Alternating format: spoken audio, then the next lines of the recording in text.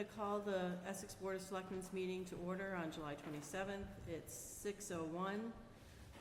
This is being recorded by 1623. This is being recorded by 1623. Just going to bang out some things we can do now. Can I have a promotion to approve the weekly warrant in the amount of $1,117,282.90? So moved. Second. All those in favor? Aye. May I have a motion to approve the Selectmen's minutes from July 13th, 2026, the open meeting and the executive session, and for the July 16th, 2026 open meeting? So moved. Second. All those in favor? Aye. Aye. Will you send us a legislative alert from the Mass Municipal Association? And I don't know if everyone had a chance to review that, but I was unsure of some of the things that are not in our purview, like the zoning issues. I don't know how other folks felt about that, but I did ask a smart person on the planning board, and that person said, we often want to have local control of some of the things that the state wants to do. So in general, we want to support local control, but Val would be a better person to speak to that. My concern is that this stuff always comes so immediately, like, we need your, Right. we need And this what the now. board said prior is that if something comes up, at least get it in front of you, Yeah, and you can decide whether you want to get others involved. We could get Valerie involved, just to break it down for you. yeah. It'd be fine if that's what the board wants. Well, what do you guys think? Well, I know our senator is supporting it at this point.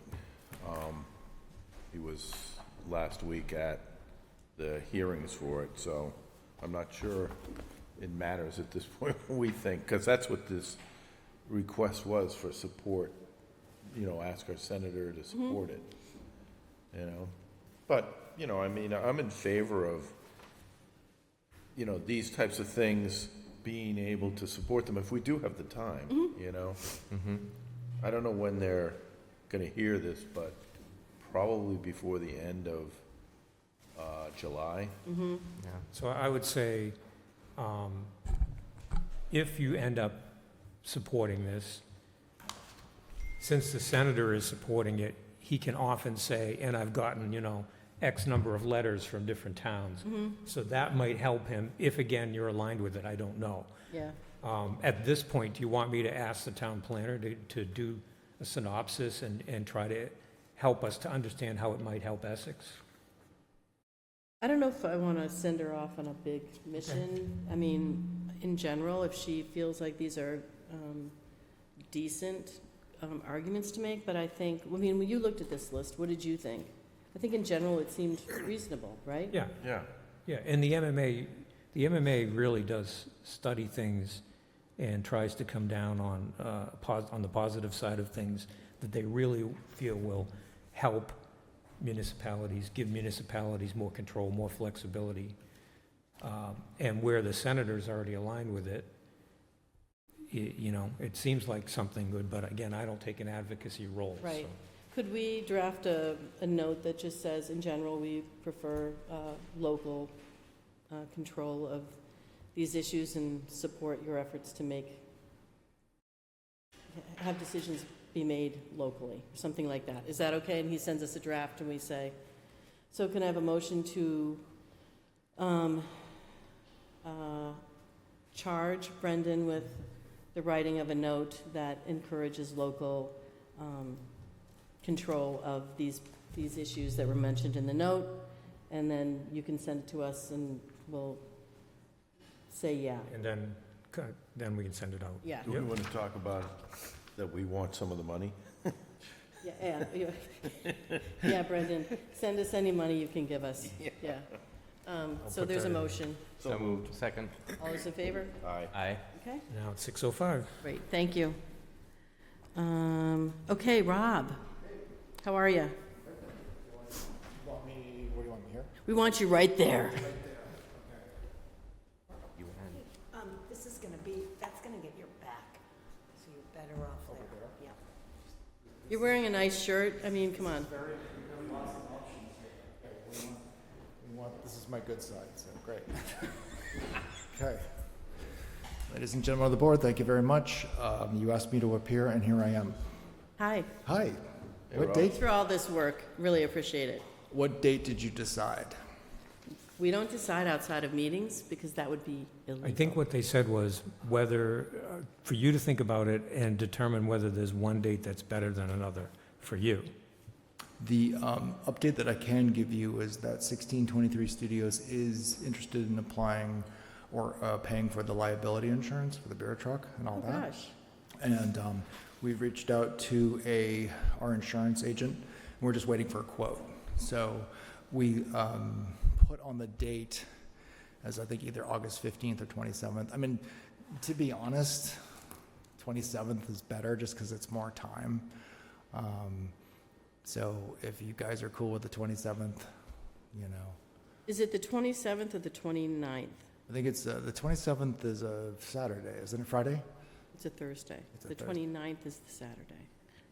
Yeah, 27th, 28th, 29th, whatever Very works. nice, it says. This is the 29th? Yeah. Yeah. Okay, so do you need a decision from us? Do we want to, can I have a motion to approve the bonfire event for Essex River Day on Saturday, August 29th, 2026? And do I have to add anything to that? No, because the next step is that Rob will come in, see Pam for the alcohol, one-day alcohol license, still no entertainment, right? So there will be a license in front of you on August 10th for Mhm. that. And then you're seeking all of your other permissions from other jurisdictions. Yep, yep. So you will see the alcohol request at your next meeting. Great, You got it?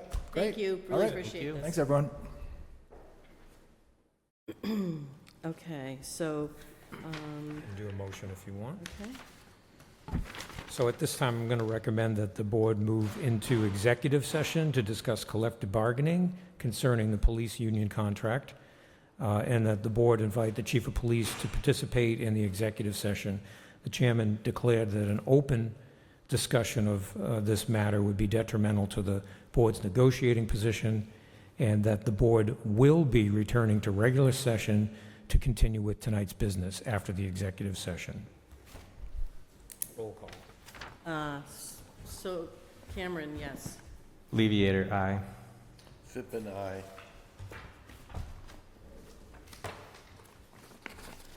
As long as it's So we're going to go back to Brendan's stay report of July 27th. Brendan, you want to start about the town authority structure discussion? Yes, so at the last meeting, the board started to discuss the options that are available to really any town to go beyond the default condition, which Essex is really in. In 1819, the town had articles of incorporation. It was signed by the governor, and it allowed Essex to be a town and to elect a board of selectmen. And that's pretty much it. Essex exists with some of its own bylaws, but mostly what gets done in Essex has to do with what's in the general laws. So the board is studying whether this should be restructured. We definitely, the board talked about the Board of Public Works and how that came about in 1973, whether or not that's still a good structure for management of public works. There'll be more discussion even tonight about the fire department and how leadership is expressed in that department. And so I did get in touch with the Form of Government Committee from the Massachusetts Municipal Management Association. And 3 of their members spoke to me remotely and looked at the draft document that the board put together at the last meeting that was exploring putting together a form of a government study committee. And they felt that that was very much on target. They are familiar with all of those options. They feel that they definitely can help Essex get the best fit and be a technical resource to the committee.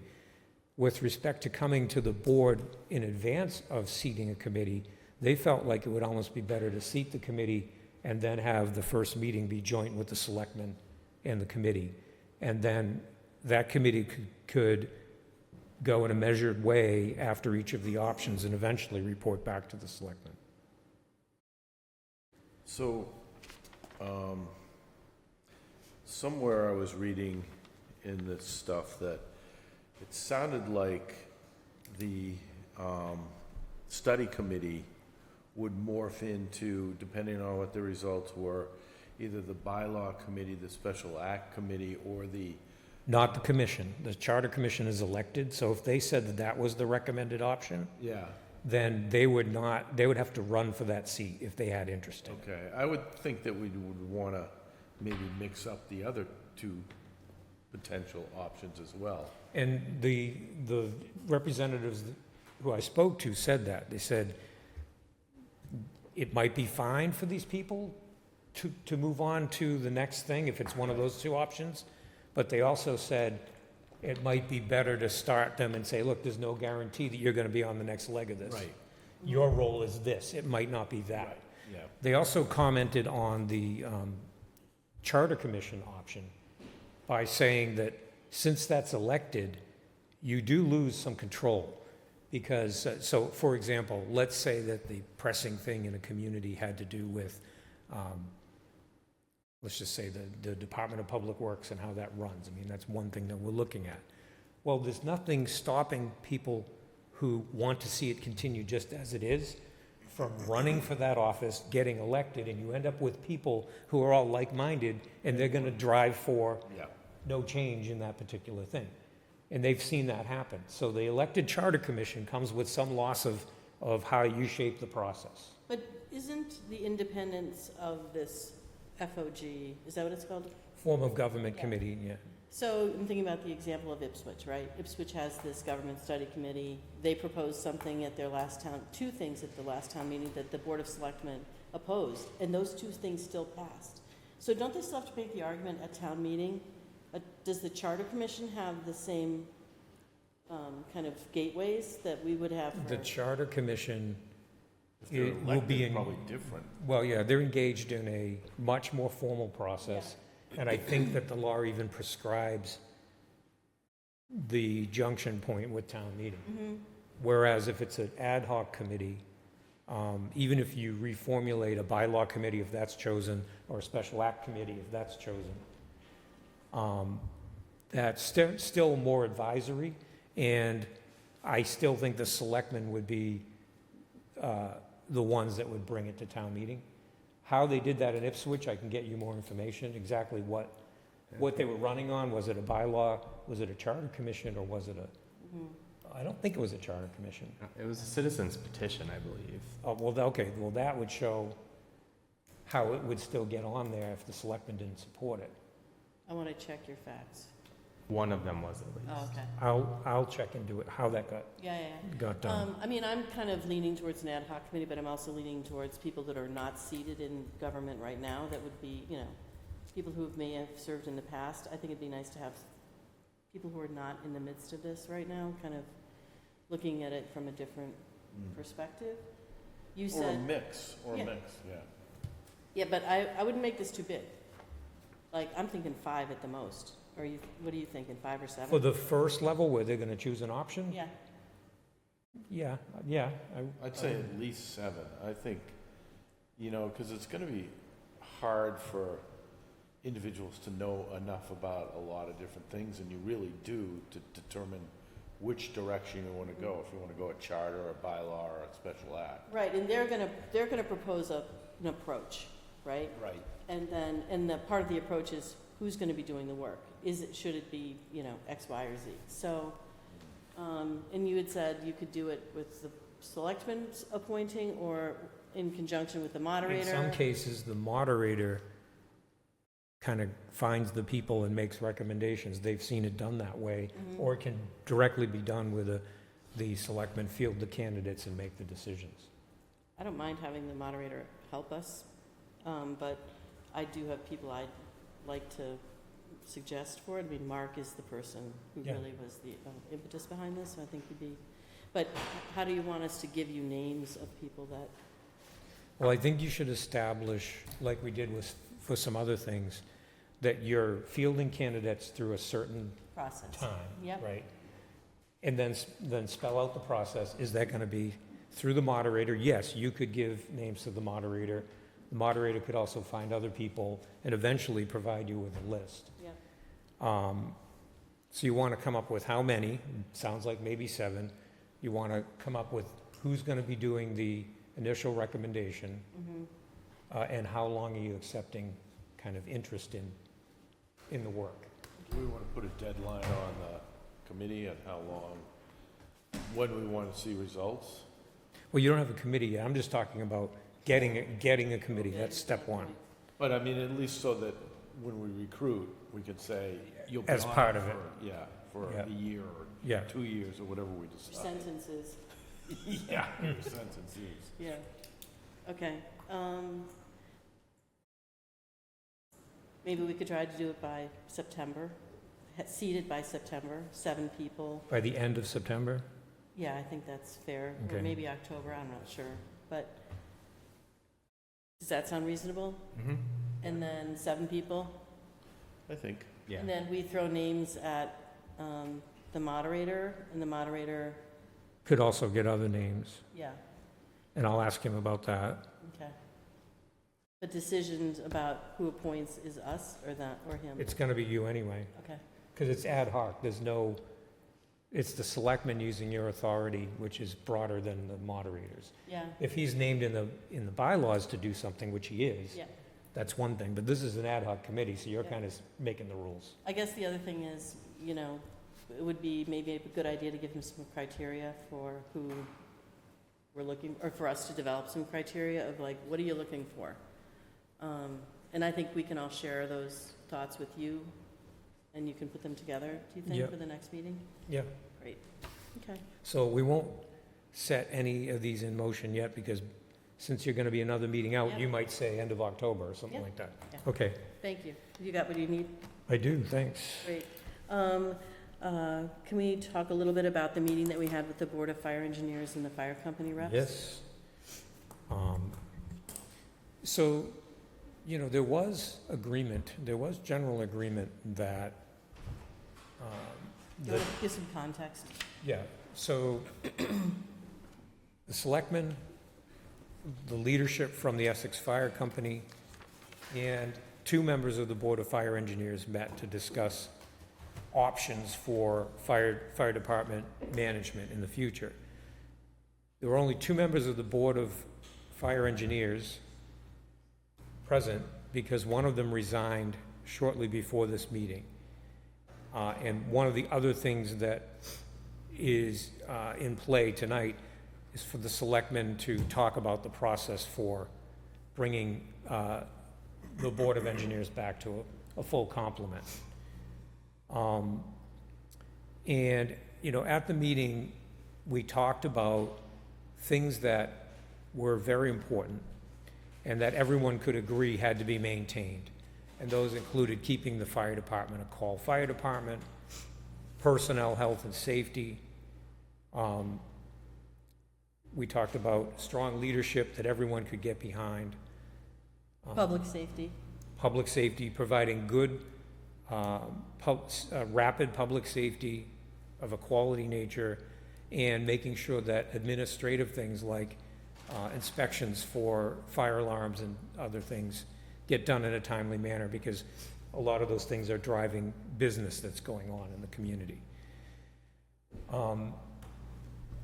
As the group talked through that, it became apparent that, of the options that were available, which would be keep the Board of Fire Engineers the same, don't change anything, go to something known as a weak chief, which is a fire chief that primarily gets guidance from the Board of Selectmen, adopt a statute called strong chief, which is the selectmen make an appointment, but then the strong chief gets the absolute authority over the management of the department. We also talked about an arrangement where, even if it was just for a transitional period, where somebody from another community comes in and serves as fire chief, but that would not obviate the need for having a full-time person on the Essex Fire Department, the very first full-time employee. Generally speaking, people leaned toward the weak chief option. The Board of Fire Engineers you know, and the fire company was saying that it's really a dated thing. There's only 9 of them left in the Commonwealth, only 3 in this area, including Essex. And they were gonna go back to their membership, and there's gonna be another meeting, another joint meeting, to see what the membership has to say. But it seemed like people were saying, okay, if we're gonna go from keeping the Board of Fire Engineers and hiring a captain to work under them, to hire a chief, not the captain, and have no Board of Fire Engineers, the weak chief option would be the way to go. That still gives the selectmen a lot of authority in crafting exactly how the department runs in the future and what the goals are. A suggestion that came up, and it could be implemented under any of the options, is do you start specializing some of the part-time firefighters, call firefighters that are coming in for a couple shifts a week, so that some of the functions of the fire department are kind of built in and they don't fall all on one person. What does the structure look like with a chief from another community? Is it like a weak chief and the selectmen sort of oversee? Yeah, 60% of the communities in the Commonwealth have a weak chief. Yeah, And if the selectmen feel that the direction that's being chosen is contrary to what they see as important to the town, right. they have much more authority to step in, work with the chief, say, hey, we see you're trying this, we'd rather go in a different direction. Hopefully, there's a good mutual respect and the thing drives in the right direction. And that's how the chief from another community would be treated If you- as well, if that's what was chosen. An IMA, right? Right, an IMA, and you'd probably want to have an IMA with somebody that was a weak chief, although, Yeah. yeah. So Oh, so if you did with a strong chief, then he would have control? if they're a strong chief in another community, it doesn't mean that this community accepted that statute. So Yeah. there's probably a way to do it, but that person's going to be very used to doing it in a different Right. way. Right. So there's no final decision made here, but in order to move forward with either the weak chief or the strong chief, that's a town meeting vote. And if one of those 2 statutes is adopted, the Board of Fire Engineers would only stay in existence until the new chief came on board.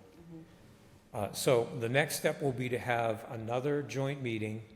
We'll have the benefit of what the fire company told their leadership after the leadership Right. expressed what the meeting was about. And then perhaps the selectmen will also bring in the finance committee as part of that next meeting. The finance committee could also be jointly posted to start looking at the financial aspect of it, and then everyone together could hopefully arrive at a solution that could be discussed at the town meeting in November. Does the Board of Fire Engineers, does it just always consist of 3 people, or is there? It could be up to 12 people, 3 to 12. So we're not confined presently to 3. No, We've just always had 3. that's right. Okay. So one of the questions is that they're down to 2 people.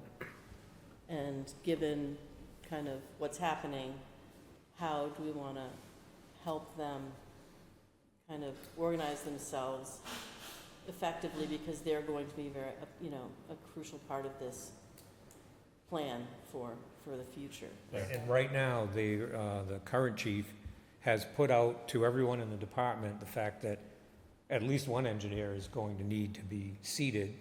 And so there'll be multiple people who are interested in that. And if the selectmen were ever interested in seating more than one, because perhaps as a transitional thing, you're going to want that, then you could do that. I am interested in weighing in on that, and I don't think we should be limited by 3. I mean, if there are some good, I don't know what the process is, and I think that's one of the problems that was identified, is that there's not necessarily criteria and a process that is crystal clear. Is that a fair thing that we learned? I think so. I think, you know, the heritage of the department and the tradition of the department oftentimes dictates that the people that have had more experience and have been there longer are usually put up for those positions. And so that's not entirely off course, because those people are going to know more Yeah. about the whole situation. But there are other aspects that probably are not, that could be considered, that perhaps are not built into the process. So, So I'll pull together another meeting. I'll also ask the finance committee and hopefully find a time that they could also attend. And then after that, the selectmen could look again at the available options and determine whether you want to set anything up for the fall. so in terms of criteria and process for the Board of Engineers, should we look to the board, the two folks who are presently serving on the Board of Engineers for that? Or should we provide some, you know, here's some stuff from other departments? You know, you could, I'm asking, can you put Yeah. something together? Or Yep. how do you feel like it would be the most effective way Yep. to get something in place so that it is open and transparent?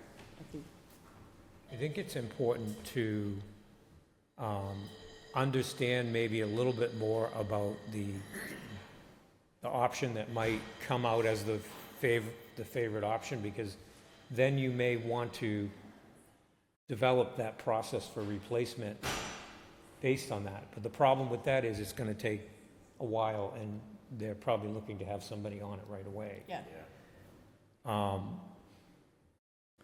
So, yeah, I mean, I could look at that, and I could tell the Board of Fire Engineers that the selectmen definitely want to be involved in a different way this time.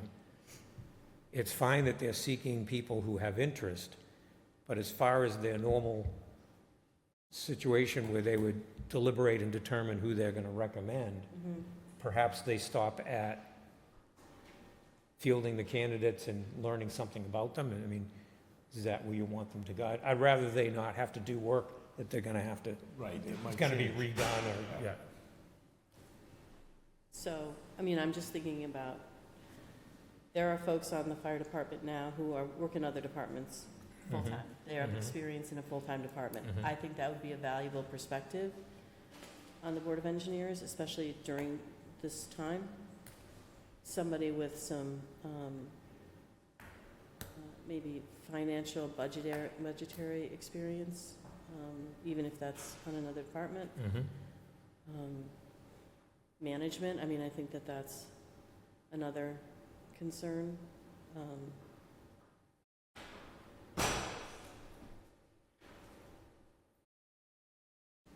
Yeah, I mean, those are good ideas. You know, and maybe, I mean, I think most of the people are very proficient in the technical part of it. Yeah. It's those other things that it's harder to get, and it may or may not align with who has the most experience. Right. Yeah, and the thing is, it's not a long-term No. commitment. If we decide to do this, then this will be really kind Less of than like, a year. yeah, how are you gonna help get this standing up? Well, do you have a basic idea of how many you'd want to see if you did expand it?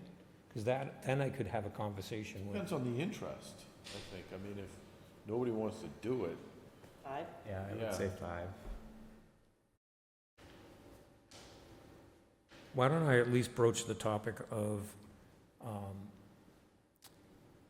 the fact that the board is considering expanding it, so that's the appointment of 3 new people, and that they could still go through and at least understand the candidate pool and then have another discussion. Yeah. Does that sound good? Because then it lets them know that the board is going to look at this perhaps a little different than in the past. Yeah. And Brendan, can you remind me, do they have to be a member of the fire company?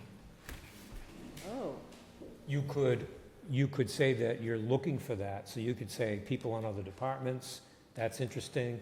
Somebody that's perhaps in leadership in the fire company, that would be interesting. There's nothing stopping them from being in both. So I'll look at that too. and they may have, remember they said they have SOGs? Yeah. And did we find those? Did they? The chief said that he was going to pull those out, Yeah, okay, but I haven't seen anything yet. okay, yeah.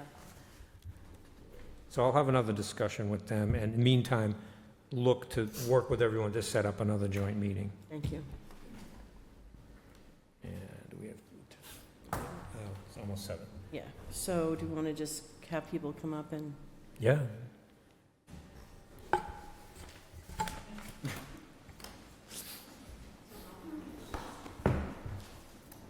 I was gonna move, should I move or stay sit? Should I move or stay sitting? That's right. Okay, I was gonna move so that it doesn't look Good like attendance. you're at the principal's office. It's fine, it's up to you. I'll just move, fine, I'm comfortable. Comfy chairs. You have enough seats? Yeah.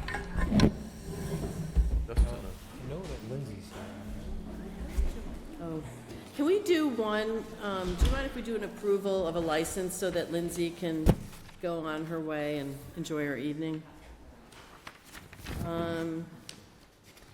So is it just, okay, so we have, 1, 2, 3, 4. We're gonna do some one licensing item, just real quick. For Rivers Bend, one-day wine and malt, can I have a motion to approve the Rivers Bend tented area for Lindsay Bergeron for use on Friday, September 4th, 2026, between the hours of 5:45 and 8, and then for use on Saturday, September 5th, between the hours of 5 and 6:30. So moved. Second? All those in favor? Aye. Okay, and then we're gonna jump down to the one-day entertainment license for Rivers Bend tented area at 35 Dodge for use on Friday, September 4th, 2026, between the hours of 5:45 and 7:45. Mic'd intros, speeches, music via Bluetooth speaker. Again, for the Rivers Bend tented area, Lindsay Bergeron, 35 Dodge, for use on Saturday, September 5th, 2026, between the hours of 5 and 6:30. Mic'd intros, speeches, music via the Bluetooth. And then the last one, Rivers Bend Deck at 35 Dodge Street for use on Saturday, September 26th, between the hours of 5 and 6. Steve Lacy playing guitar. So moved. Second? All those in favor? Aye. Aye. Where is she? Oh, right here. Hi.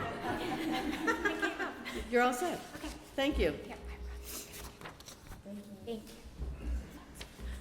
Hi, everybody. Oh, is it? Hey, there we go. So we wanted to do the quarterly collab a little bit differently than we usually do, so that it's not like a report to the principal. So we have specific topics that we thought we would want to talk about collectively, and there's a traveling mic, like Phil Donahue right over there.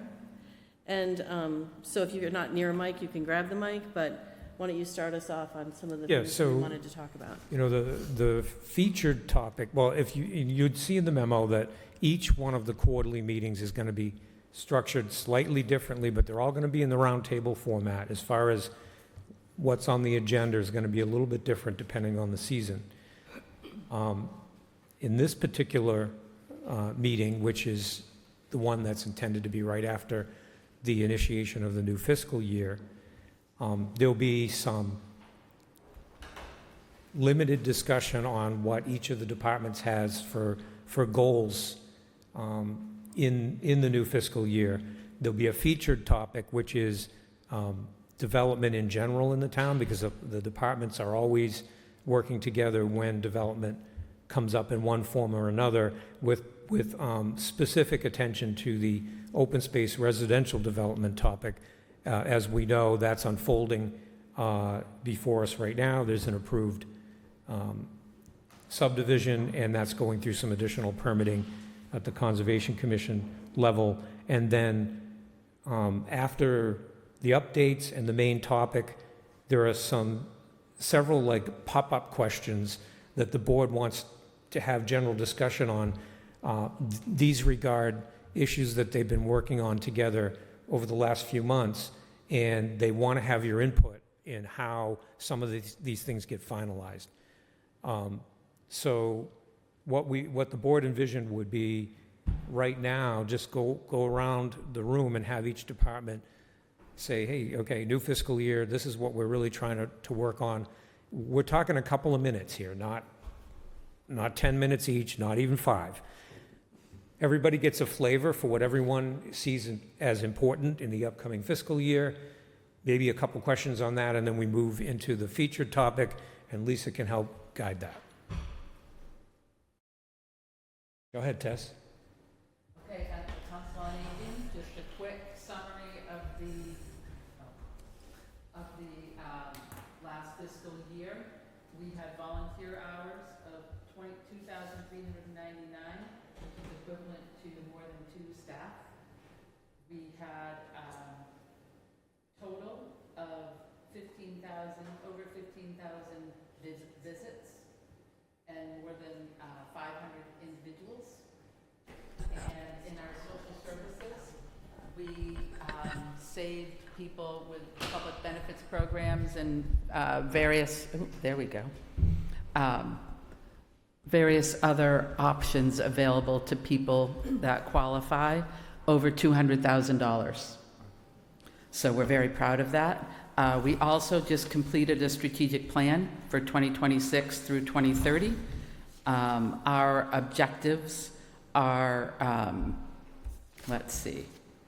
develop and implement programs and services that promote health, well-being, and independence, including Tobacco Terrace, and providing health and well-being programs and information.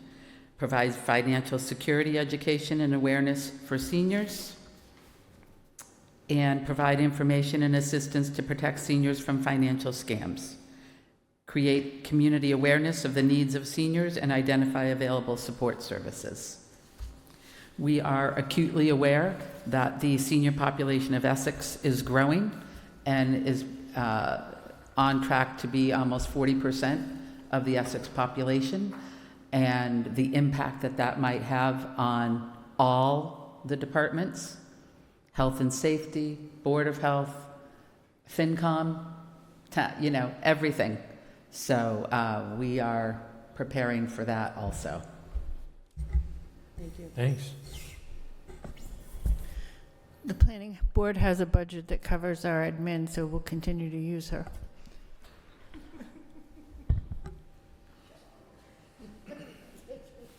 That's it? On to you. This is the quick part, Got it. This is Julie Schofield. The Open Space Committee has has not yet, will very soon complete its work on a new open space and recreation plan for the town of Essex. And that will go to the state, and once it's in the state's hands and gets preliminary blessing, then that plan will be in force for the next, I believe, 10 years, actually, which will enable the town, it does a number of things, but one of them is that it will enable the town to apply for any grants for which having a current open space plan is a prerequisite. With that open space plan comes many pages of action items, and those action items collectively will form the basis of the committee's agenda for some time to come.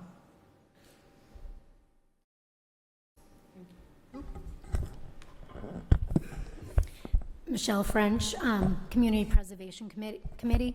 Oh, did I go off? So we have three goals for this year. The big one will be promoting the community preservation funds and where they've been spent in the last 10, 15 years, building it on our webpage, on the town webpage, with pictures and stories, and giving the information that our residents should have. And so we are going to, I'm waiting for a proposal from a marketing person that will help us get this goal done. I would also really like to dive into the housing trust and how the CPA funds can be used together. And then my last goal, which is still to try to finish cleaning up all of the unspent funds and putting them back in the right pockets. Thank you. Cliff Agaloff, Conservation Commission. In terms of fiscal issues, I mean, we run tight to the bone. I know that we recently had our budget cut. as long as we can meet our operating expenses and we can get our work done, then you won't hear from me. If we run out of money, you will.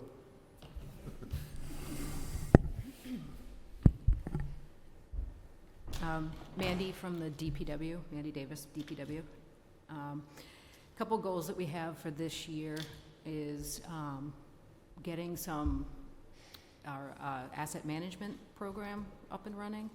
We've started the process. It was approved at town meeting, and it's going to take like 6 to 9 months. So our target date is hopefully the end of this year. Also working with Brendan on doing the earmark for bridge repairs and looking at the 3 bridges in town. So that will be coming up, and getting rid of RAP from Centennial Grove to Apple Street. That is a goal that will be done, hopefully. Yes, it will be. Water Department, we're working on doing a water main extension on DeSoto Road and looping it around. That is also done through federal funding, and Brendan, Jason, the chief operator, and I are working together to get that up and running. And I think that's it for major projects that we have going on.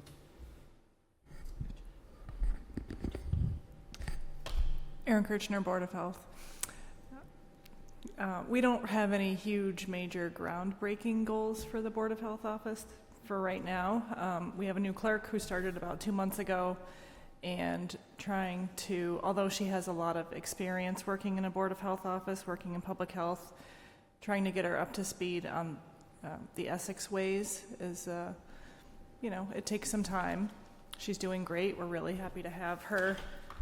So that's what I'm focusing on right now. We also have our Regional Public Health Excellence Grant Coalition continues. We're almost fully staffed, which we have been for the last 4 years, almost fully staffed. Right now we're looking for an inspector. We have our social worker, shared services coordinator, an epidemiologist, all who have hours dedicated to Essex, but also who are looking for some regional activities, data collection, and seeing how we can move public health a little bit forward from where it is right now on any number of public health things, from disease control and prevention to radon mitigation. I don't know, anything in between. But that's what we have going on. Good evening, Tom Shamshak, Chief of Police and Harbor Master. On the police side, one of our biggest fiscal goals this year is to work collaboratively with FinCom and the board to really examine our vacancies and staffing issues within the department. We're at our all-time lowest with part-time help. We're down to 3 reserves. 10, 15 years ago, we used to have between 8 and 10 every season that would want to work with us, so that's a thing of the past, so we have to get creative on how we're going to staff. No real capital expenditures. We're going to be examining memberships for our body camera software and coming up for next year. On the harbor side, we have fiscal goals to explore additional transient moorings. Once we went to DOCWA, people really started to rent those, so if we can add more of that, bring more people into the river, we'd like to see that. And then just work with contractors for preventative maintenance on a lot of the hardware and buoys.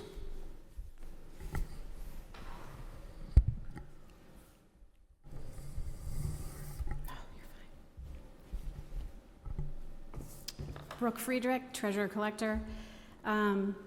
This year has been a year of transition. As you know, Dottie retired after 37 years. And so it's been an ongoing process getting Laura up to speed. She's doing great. She has a very strong attention to detail, which is something that's very important to me, and my position as a whole. I would say for my department, we don't often have very fancy goals because the most important thing is that we maintain an extremely high level of accuracy, whether that's with employee payroll or moving funds to pay the town's obligations, applying residence tax payments. There's not a lot of room for error. there's not really any room for error. So that's my most important goal at all times, and I think we've done a great job reaching that. Another big project we do have going on this year is the new requirements around overtime reporting on the W-2s, and that's something that has to be completed by the end of this calendar year. So that's gonna ramp up. We've managed it with all the departments except for one, but Tom and I are gonna work on that. I think that's it. Thank you. We're running into mics now. Kate Koch-Sundquist, Regional School Committee. 2 huge goals coming up for us, one being the Essex Elementary Building Project. I'm sure that Annie is keeping everybody well informed on that. But it is trucking along with a vote projected for this coming fall. The other one being to continue to manage a predictable and responsible budget in coordination with you all and our Finance Committee. Our growth has I wouldn't say it's a tradition, has typically been about 3.5%, and we do have a multi-year plan in place to maintain that level of growth through deferred OPEB contributions and use of our reserves for the next 2 years, and then we will need to do some more in-depth problem solving. Hopefully this is not coming as news to anybody, but we are looking forward to getting our collaboration group back up and running in the fall once we are sort of back together. The other thing that is on our radar, but not on the table yet, is we are potentially looking at a superintendent search.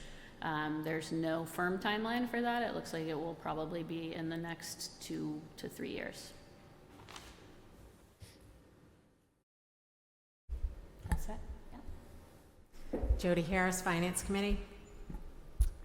I think that our main goal will be to use ClearGov more efficiently this year. Last year was our first year using the software, and thank you to Brendan for getting us through a conversion and getting the departments up and running, and I appreciate all of the patience that you all showed getting through the first year of ClearGov. We have more capabilities within the system, and we will hopefully expand our reporting for the Finance Committee report. Other towns have fancier ones. We will get there. We will hope to add a couple of features this year, and if anybody has anything that they want to see in the Finance Committee book that would be of interest, please let us know. We will hope to kick off budget season even earlier this year. I always say budget season begins the day after you approve the budget in town meeting. Everyone groans and doesn't want to hear that, but I think what we'd like to do, and the same with the school committee, is you know what's facing you, is take a harder look at all budgets, what we're looking at, what we subcontract out, what's the process that we do that, why do we subcontract it out, are we shopping around, what those contracts look like, how we go under contract, what the revenues are coming in each department, if there are revenues, and if there are other opportunities for new revenues, so that we can make a department expense neutral, like the chief has done with the harbor master department. I think that an early start will help us to do that. And of course, we just finished our second year with our not so new town accountant, but it's been 2 years with Michaela, and it's been a good 2 years, but she was brand new to municipal finance, so there were a lot of things to learn, but also a lot of things to clean up from the past, and she's done a great job at that. We had a long audit season this year, and part of that was due to some old corrections, and some of it was due to a buyout on the audit firm, and they prolonged our audit for months and months. So she was at it for a long time and showed a lot of patience for the same questions over and over again. So the librarian couldn't be here. She gave me a few bullet points. They've just upgraded their computer network for both staff and patrons. The grand opening on the wonderful work you see outside this window is probably going to be in late September. They're moving their MVLC, Merrimack Valley Library Consortium, email. They're transitioning that to the Google platform this fall. They're creating and implementing a method of evaluating library programming. They're maintaining certified library status as determined by the Massachusetts Library Board of Commissioners. They're maintaining an excellent record of customer service and patron engagement. They're preparing for new MVLC integrated library system, both internal and patron-facing, and they're completing library emergency planning by the end of this fiscal year. And there may be somebody online, I don't know. Kudos to the library for this courtyard. I don't know if people have had a chance to go out there, but it's very Beautiful. nice. So I don't hear anyone online. So I guess the next piece is the featured discussion, which has to do with development. And Chair of the Planning Board, Lisa O'Donnell, will share some thoughts on that. Thanks, Brendan. Everyone's probably aware of the subdivision that is being proposed on Essex Park Road. It's open space residential development, which I'll explain more in a minute. But there'll be 36 house lots there. Just a little preface to all of that is that the right for a property owner to develop their property is enshrined in Mass General Law. In Chapter 41, there's a whole section called Subdivision Control Law. And when a town adopts that, which we have,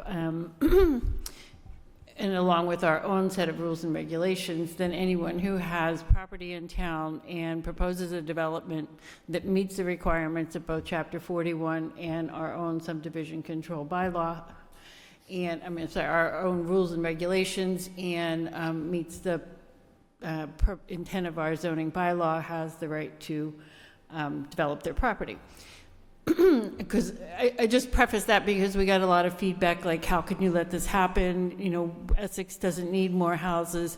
That's not a decision the planning board has the authority to make. When someone proposes a subdivision and it meets our rules and regulations, it's incumbent upon us to approve it. So it's not a decision that we get to make about whether it's a good thing or not. It's a right that's, like I said, enshrined in Mass General Law. So that said, when the developer, the parcel that's being proposed for this OSRD did have a preliminary conventional subdivision that was, the preliminary plan was approved in 2019 or somewhere back there, and that never came to pass, but that did, it's already been looked at.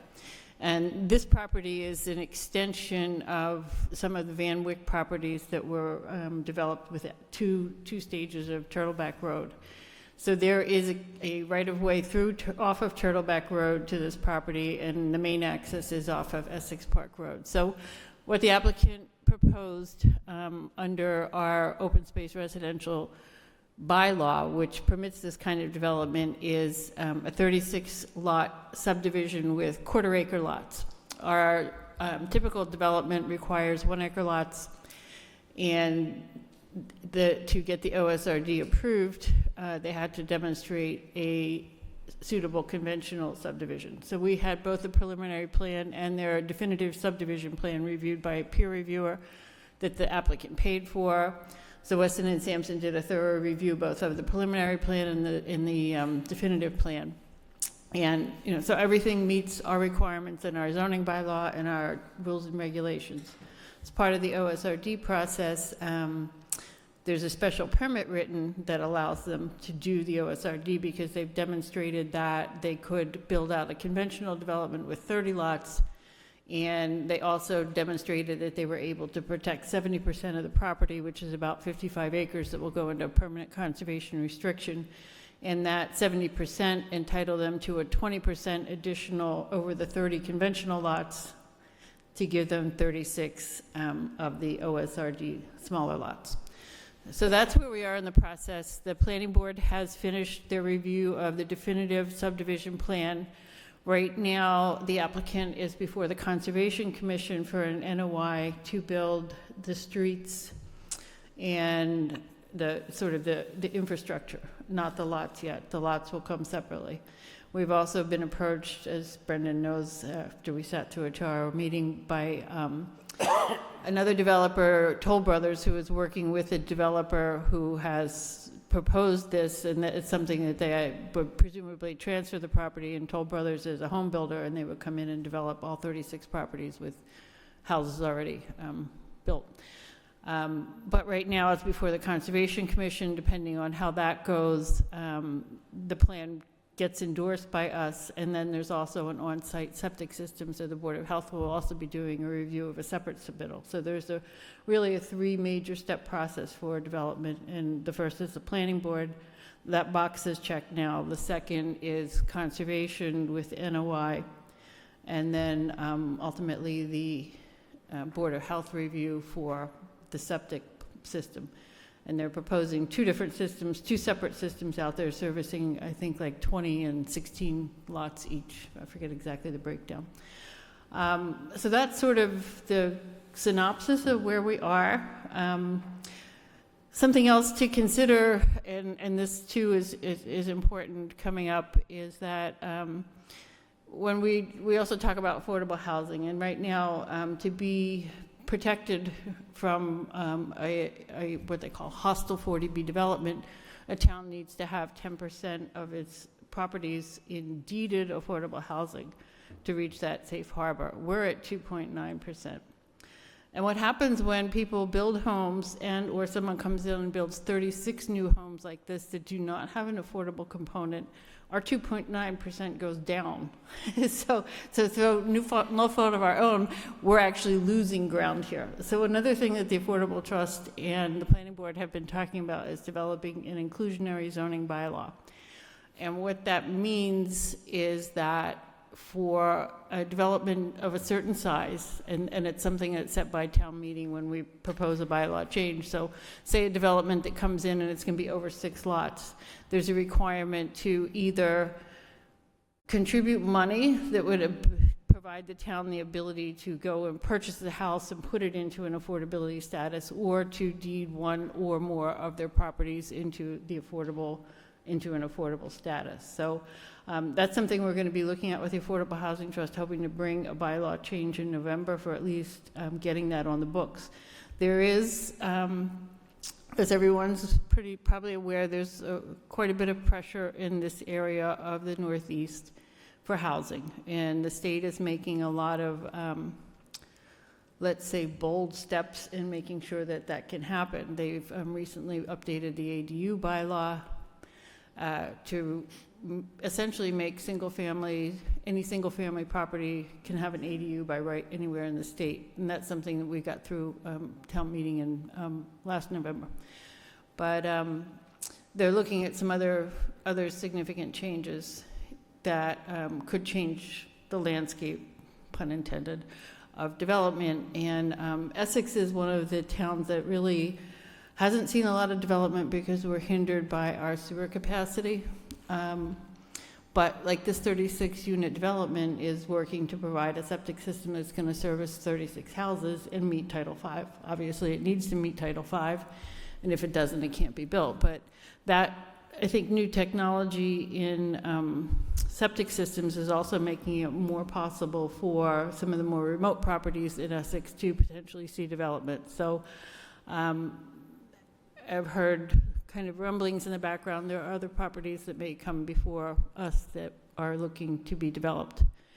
And again, we'll go through the same process, but if we had at least the inclusionary bylaw on the books, then we would be able to at least make some strides towards meeting our affordable housing quota, which at 10% is kind of a pipe dream, but the complication there, and it's worth just to note the nuance there, is that there are a lot of properties in town that qualify as small A affordable. So I talked to Scott DeWitt once before when he still owned Brookside Apartments, and he said that every single apartment in Brookside is an affordable unit with a small A, but unless the property is deed restricted to require that the properties be offered at those affordable rates, it doesn't help meet our quota. So if you counted Brookside as affordable housing, we're easily over 10%, but it's not deeded, so we're not there.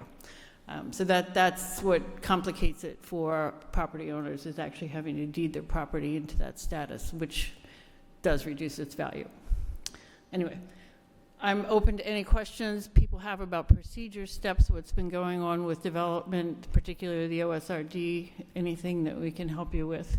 I don't know if Cliff has anything he wants to add about the Conservation Commission's process right now, or Erin wants to say anything about septic. As I see Mandy over there, it's worth noting that the road that gets built is a private road. It's not something that the town needs to maintain. It's like a lot of our other subdivision roads. Turtleback is private, Lowland Farms is private. The town doesn't maintain those.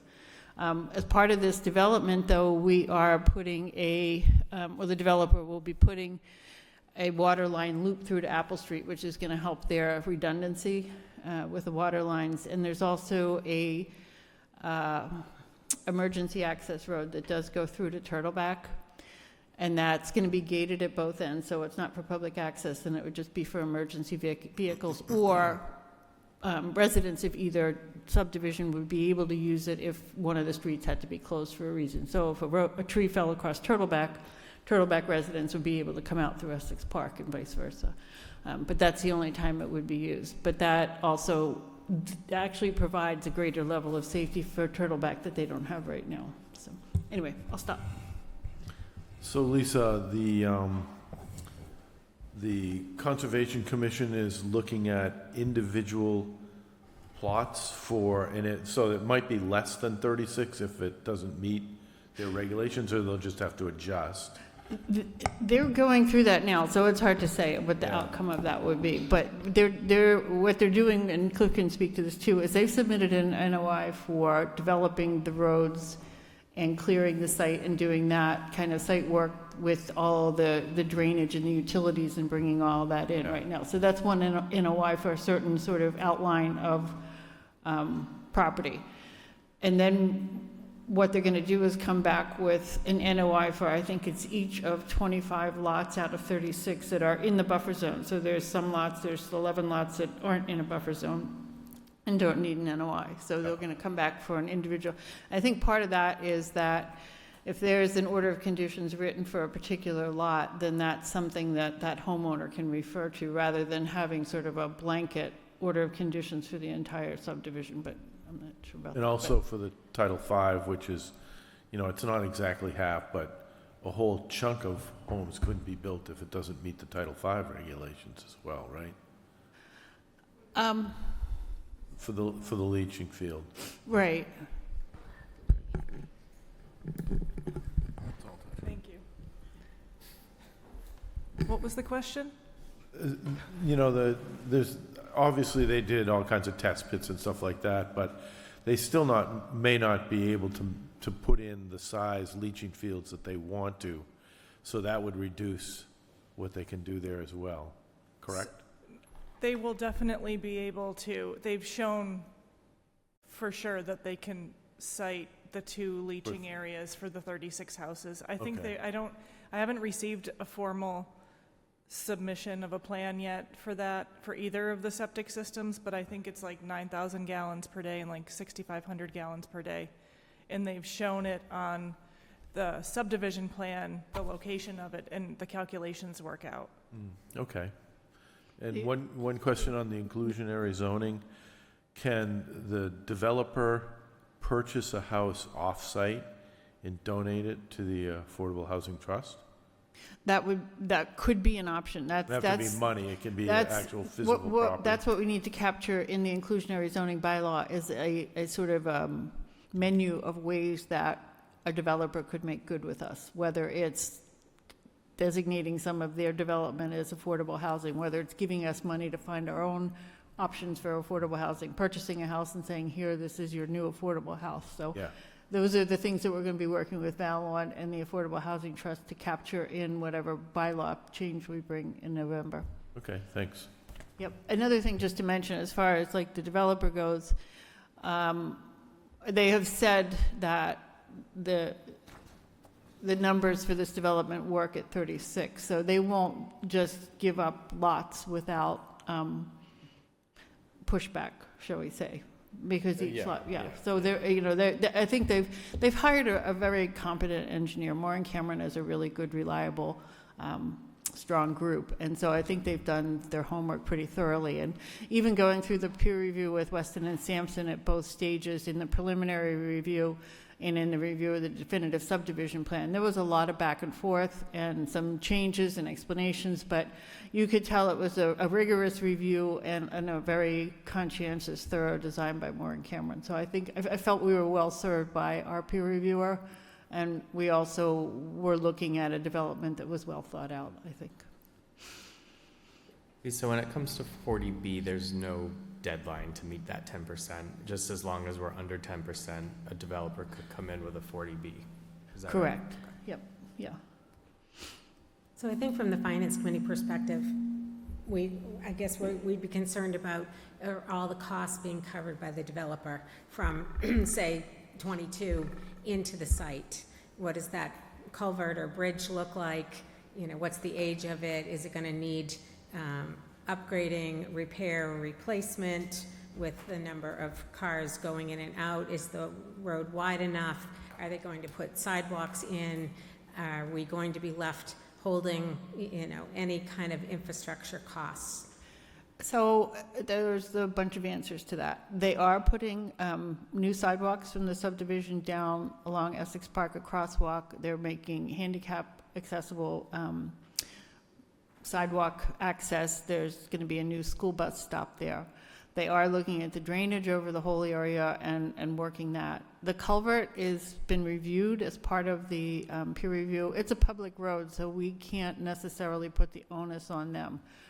Before the work starts, it'll be it's an as-built survey that they'll do, along with Mandy and the building inspector. They'll walk that, they'll go through it with an engineer and assess the condition of the culvert before the work starts.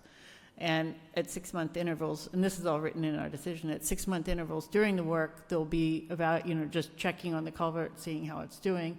And at the end, there'll be another assessment to compare it to how it was when we started, to see if there was any impact from the construction work, because that construction work and all the site work and the development work is obviously going to bring a lot heavier traffic than 36 people driving home at night. So it's that construction period that we're going to pay attention to, and everyone understands that if our infrastructure has been damaged by their work, then there's a conversation to be had. But we can't just turn around and ask them to upgrade a piece of our road like that. It's part of what the town provides is the public infrastructure, but we are paying attention to that. Did that address? And the water line loop and the emergency access road are all being paid for by the developer? That's all part of the subdivision. They pay for all of that. Like I said, they pay for our peer reviewer twice. They are paying for the Conservation Commission's peer reviewer. They will pay for the Board of Health peer reviewer. So the town really bears no costs on this. We get $250 a lot for the application, so they've applied for the definitive plan and the preliminary plan, so we've already made $18,000. The planning board brought in $18,000. You keep that up, Lisa. No, Self-sustaining. I have a question about the three boards have a piece in this, and I know that this is the first time through with this bylaw that was passed in 2014 or whatever. 11. Okay, thank you. 2012. Okay. Yeah. I'll let you two fight that out, but, I'm sure you've seen some things that you want to shore up or revise, and you had mentioned that some folks are interested in doing further work, so there's some urgency, I think, in kind of making sure that, and I'm sure you're probably sensitive to the fact that you're in the midst of this with this not customer, but this applicant. And so you might want to limit what you say, but just wondered if, what does your plan look like for kind of addressing some of the OSRD weaknesses that we can maybe bring to fall or spring town meeting? And that's kind of for all three of you. So right now, Planning Board, I think, has 4 meetings before you guys sign the warrant. So you're not going to see an OSRD revision from us for November. We'll be looking at it for May. When we're a little further through this process, we want to be able to have gone through the process, see how it all unfolds before we do sort of, I want to call it postmortem on the OSRD bylaw.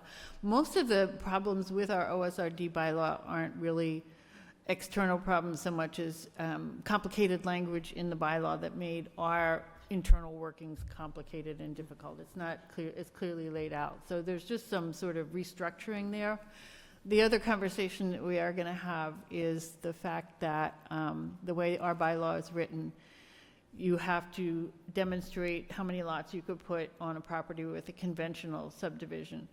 And then the number of lots that you're allowed as an OSRD is based on that and the percentage of the site that you're protecting. So if you protect 50% of the site, which is a minimum, then you get that same number of lots in the smaller size. If you protect 60% of the property, you get that same 10% increase as 10%. So they could have had, instead of 30, they could have had 33 lots. In this particular case, they pushed it up and managed to get 70% of the site protected, which got them an extra 6 lots. They got that same 20% increase on the 30 base lots to give them 36 lots.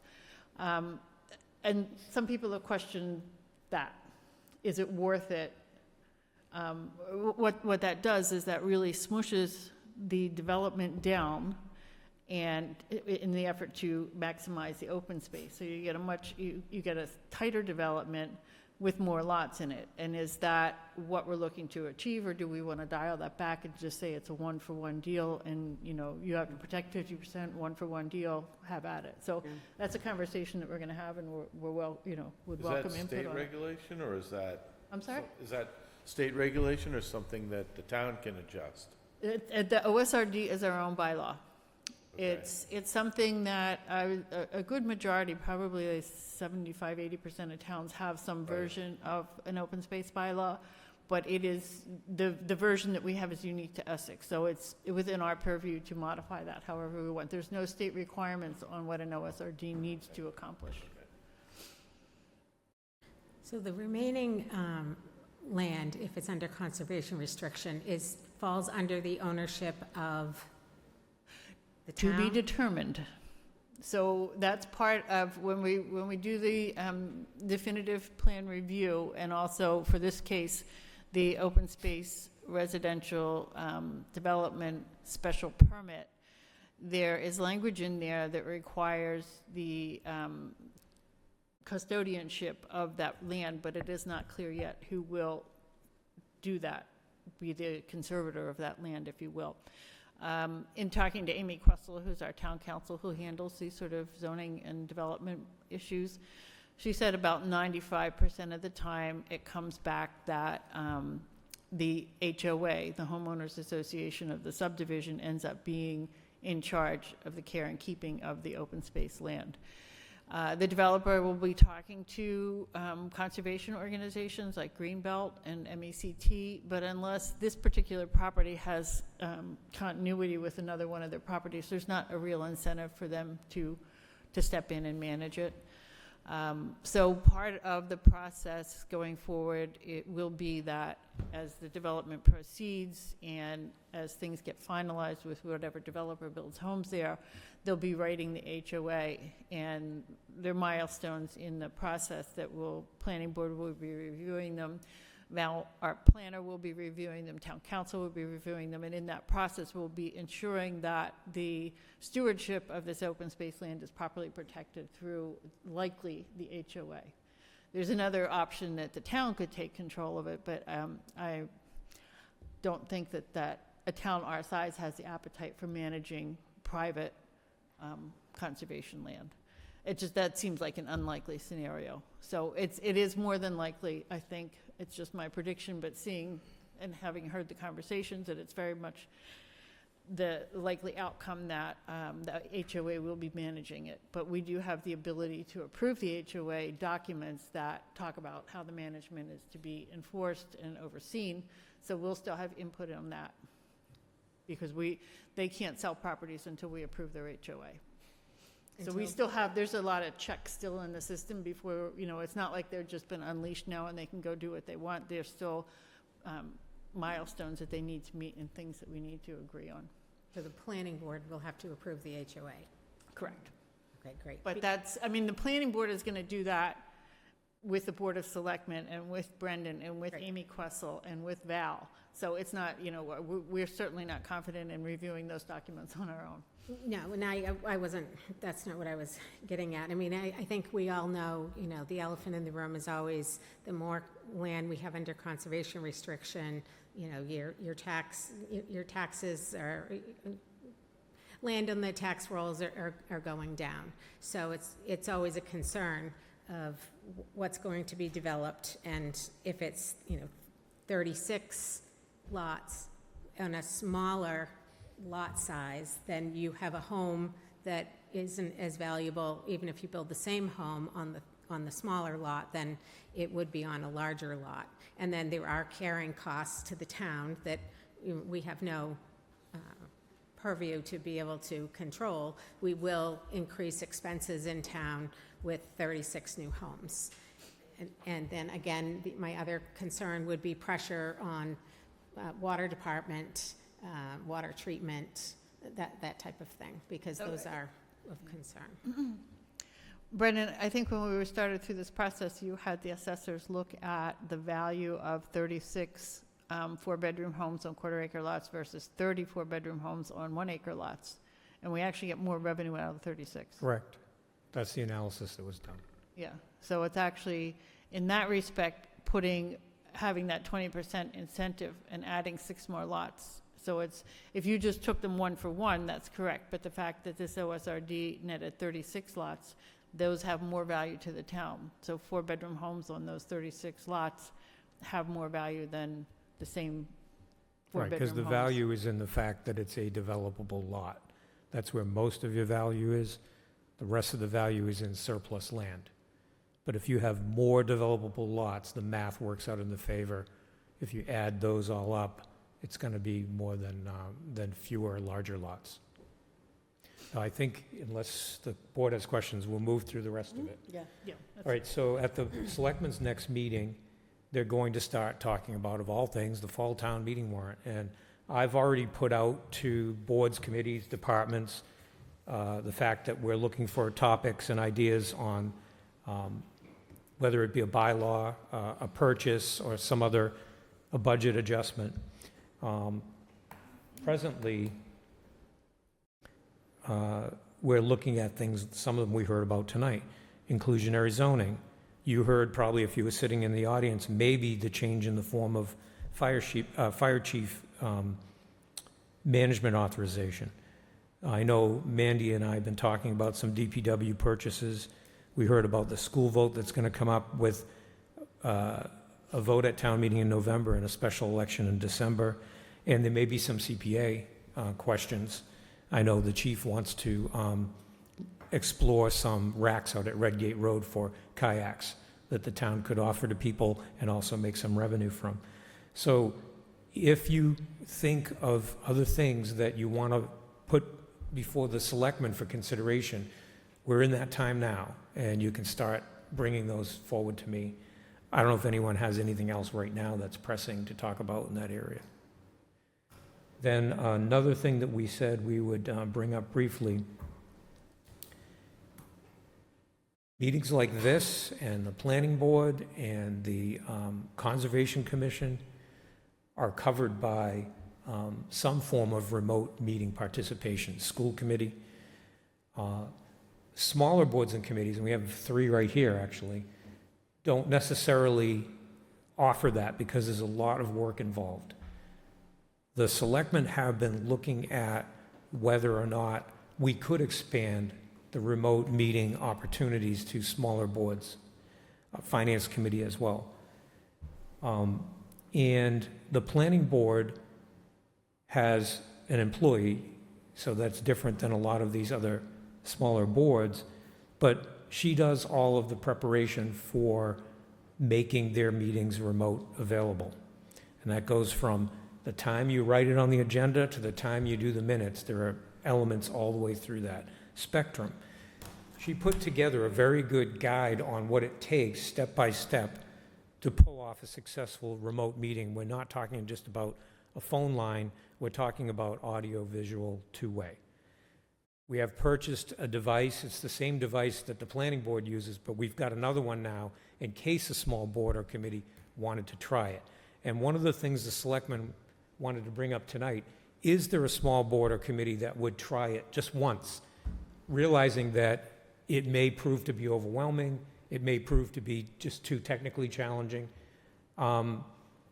Not looking for someone to commit right here on the spot, but if somebody feels like you'd want to take the instruction sheet and the device and a laptop and say, we're going to try it on some meeting in September or some meeting in October, and report back on how onerous it is if the volunteers themselves are doing it versus having somebody perhaps on staff to do it. Let me know, because the selectmen are looking now to try to test that out. So we have the device and we have the instruction sheet. So we can, Brendan, we can try that. You want to try it? The Board of Okay. Health can try it, and it's not even leaving it up to a volunteer because Karen can do it. I mean, Right, but you I'm have- volunteering her, but. But you have paid, it's good, but you have paid staff. Right. So let's let the Board of Health try it, and then maybe the Board of Health can pass the torch to somebody that doesn't even have staff, and someone tries it just to see, is this crazy, or is it something that might work? So I'll work with you, Erin, on that. It's a good start. Thank you. It's, at first it feels a little cumbersome and awkward, and I dragged my feet. I wasn't really enthusiastic about it. And I still don't love it, but I think it's really important because it gives public access and people can come remotely and learn what's going on in the community. And if there's any way that we can get more people involved in this community, it's a good thing. So even though it's a little bit of a pain in the butt, I think it's a really valuable tool to give people more agency in their community. So that's great. Thank you. That's a my good- and that's from a skeptic from the outset. So.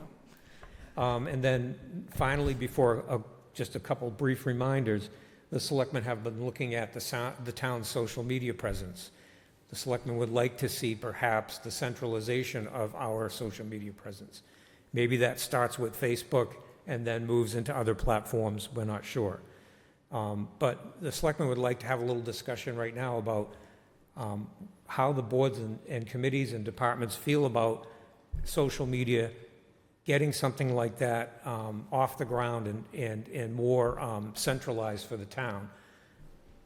It would still likely have requirements for individual boards, committees, departments, because we don't have somebody that can just take the information from you and just do everything. That's why our website, each department is responsible for its own content. And we've started to look at other policies in communities that have really well done social media presence. So the board felt this is a good time to kind of throw that topic out. Are there any initial thoughts on that? Is it a good idea? Do you think it would help to have a more centralized, say, Facebook page to start? Town clerk has one right now. There is a private one, Essex News and Notices, that we offload a lot of stuff to, but that's not a town site. Police department has one. School has one. So, Council on Aging has one. Board of Health has one. And that's kind of the question. Everybody's updating their own thing.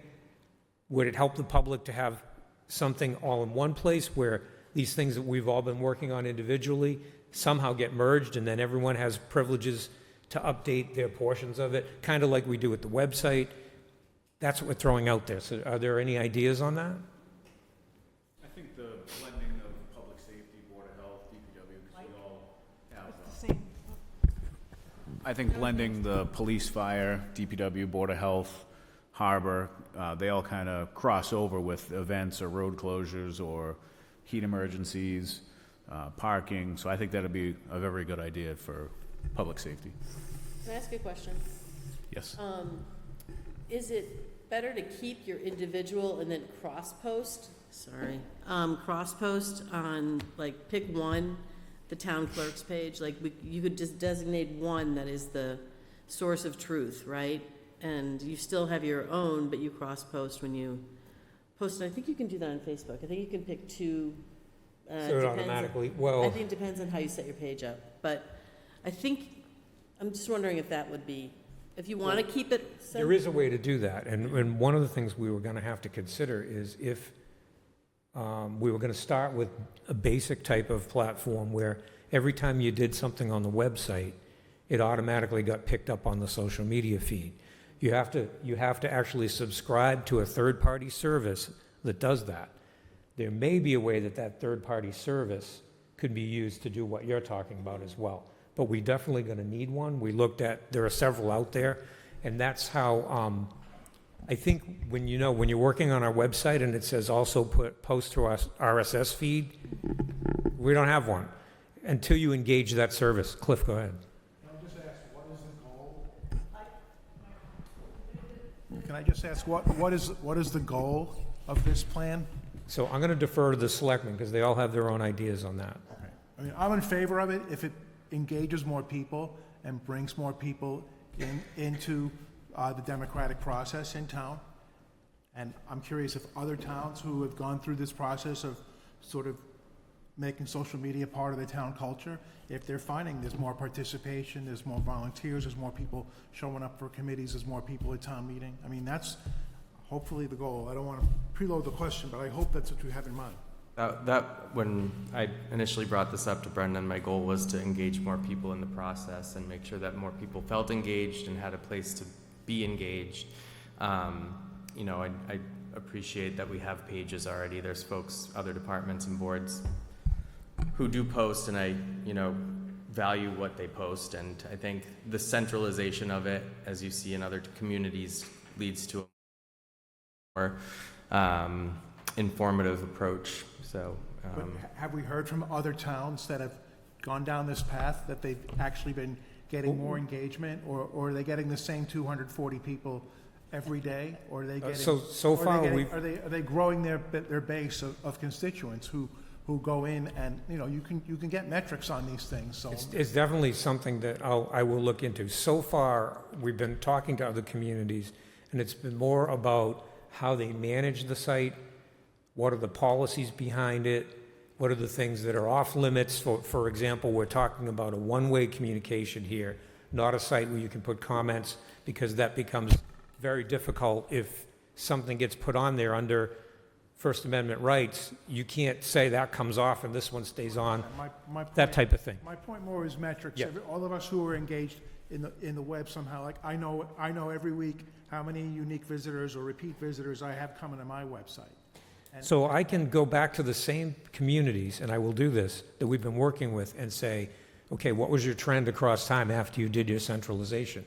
And I'll bring that back to the public meeting. So we centralized all of the school district social media. We used to have a smattering of, some teachers had their own Facebook pages, or certain departments had their own. We formalized all of that. The reasoning was different, though. The reasoning was to make sure that our messages were consistent and had some sort of vetting before they went out. We found that it decreased readership and reach because some members who were using social media quite frequently now had more restrictions, or couldn't do so directly, had to go through a central person who was vetting everything, and it just became a little bit less engaging because it wasn't coming directly from the person who was responsible for that message anymore. I can see the value for the town of having an official account that's putting out official messages, but I wouldn't necessarily say that it's going to reach more people unless we're also allowing the current use that we have to continue. And it's really interesting because you also probably heard about the fact that the selectmen are looking at potential restructuring of how the town itself is managed. Right now, it's very decentralized, and we have individual websites because each department, board, or committee is its own authority. Maybe that's appropriate. I think you were asking kind of about the same thing, Annie. Does the social media presence and centralization come along with whatever changes made? I don't know, because we have looked at a lot of other communities that do have a structure in place, a definite authority structure that's not so decentralized, and their policies make it, and you mentioned it, that there is a centralized vetting, there's somebody who's responsible for reviewing content. So there's pros and cons. But I think that this has been great, and especially looking at others who have centralized, and did it decrease, did it increase?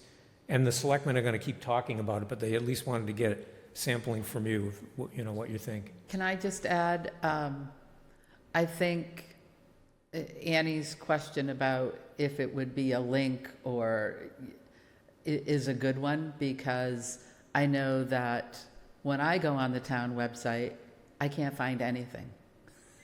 And what we're trying to do, the website, yeah. but what we're trying to do is inform people. And I think people often when I go to the town website, I'm looking for information. And I find it hard to navigate what I'm trying to learn. And I think the social media does that really well. Yeah. If you want to get a message out about a meeting that's been canceled or a vote that's coming up or, anything, a road is closed, that is a great way to do that. I would be a little hesitant about centralizing that because, like you said, we all have our pages and we know what we want to say and what we consider to be important. I think it would be good to have some type of hybrid, I think. Well, and that's one of the ideas the selectmen had, would be set up the central page and start with simply that connection, that automatic connection from the website. If you do something on the website, it shows up on the social media site. That could be done automatically. That gives the town the centralized presence, but allows people to maintain the individuality, at least for now, until you decide what next step you want to take. And the board had discussed that as a possibility as well. At the same time that you're doing that, it's, in my view, really important that you look through the other end of the telescope and try and figure out what it feels like to be anybody in town and figuring out how you find all these different presences. So as you centralize everything and you figure out how we all work together and how we all get our message out, how does anybody know where to go to be on the receiving end of those messages? Lots of times that's the part that's broken. We all have one chain of communication with the town that works for us, but it's like a tunnel. You don't know how to open your ears to the other voices that the town wants you to hear, but you're dialed into one thing. And so unless you're saying, okay, I'm just an average person, and you want to reach that person, you have to put yourself in a lot of different shoes and say, how are you going to do that? Yep, and the board definitely talked about that. And as Dex mentioned, he heard from constituents, hey, yeah, you have it on the website, but that's not how I get my information. And that's one of the driving things. So that's, again, it's even more grounds for at least trying the thing where the website is populating something on the social media. I agree with Julie, but I also think that we need to do some kind of better investment in our town website. I think it is woefully inadequate and underutilized. And I also think that if you don't subscribe to these pages on Facebook, you're not going to get those notices.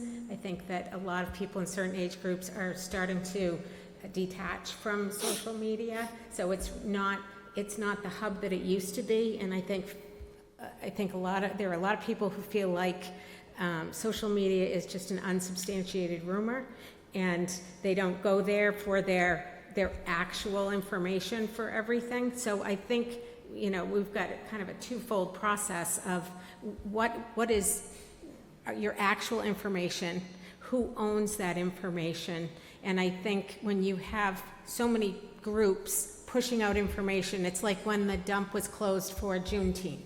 I saw, it's based on your algorithm, right? So I didn't see that post until the day after.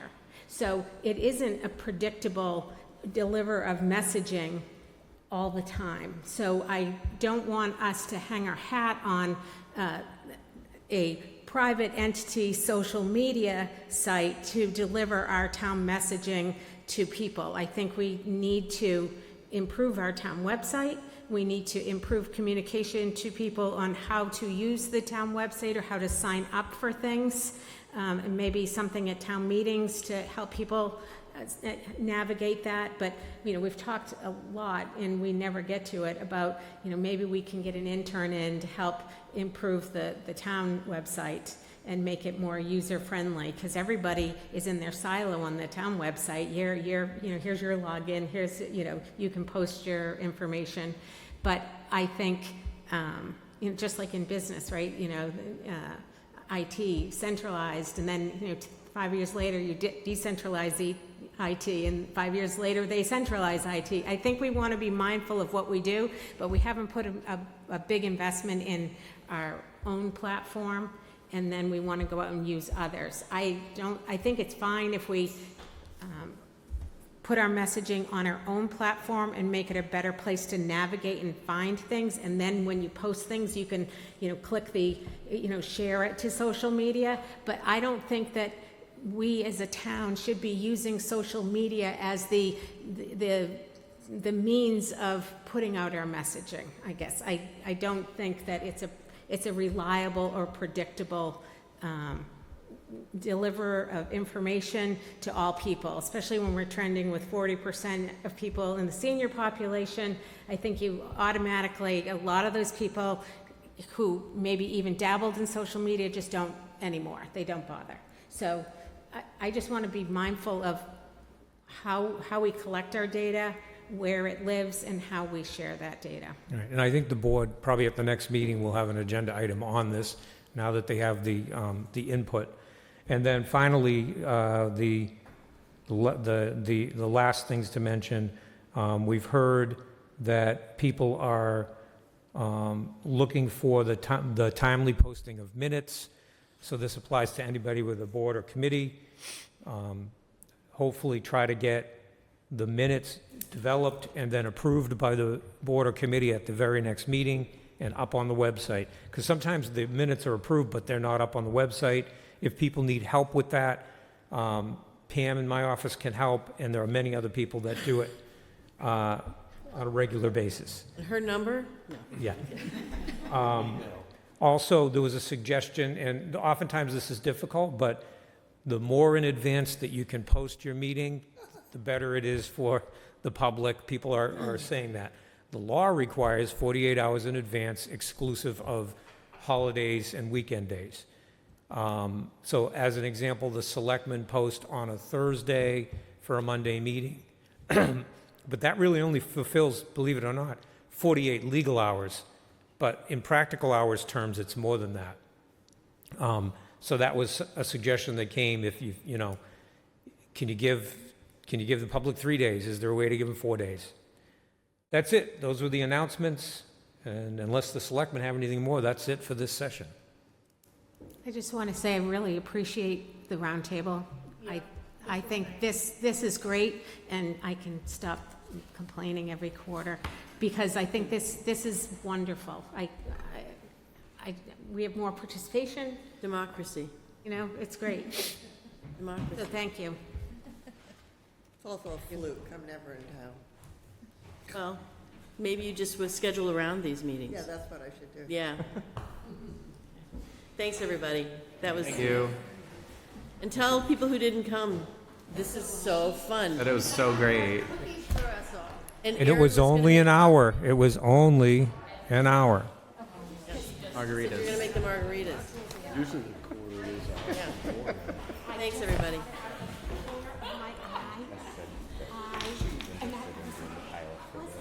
Yeah, Tess also, I think, said that she would maybe be interested in the open meeting. Oh, good.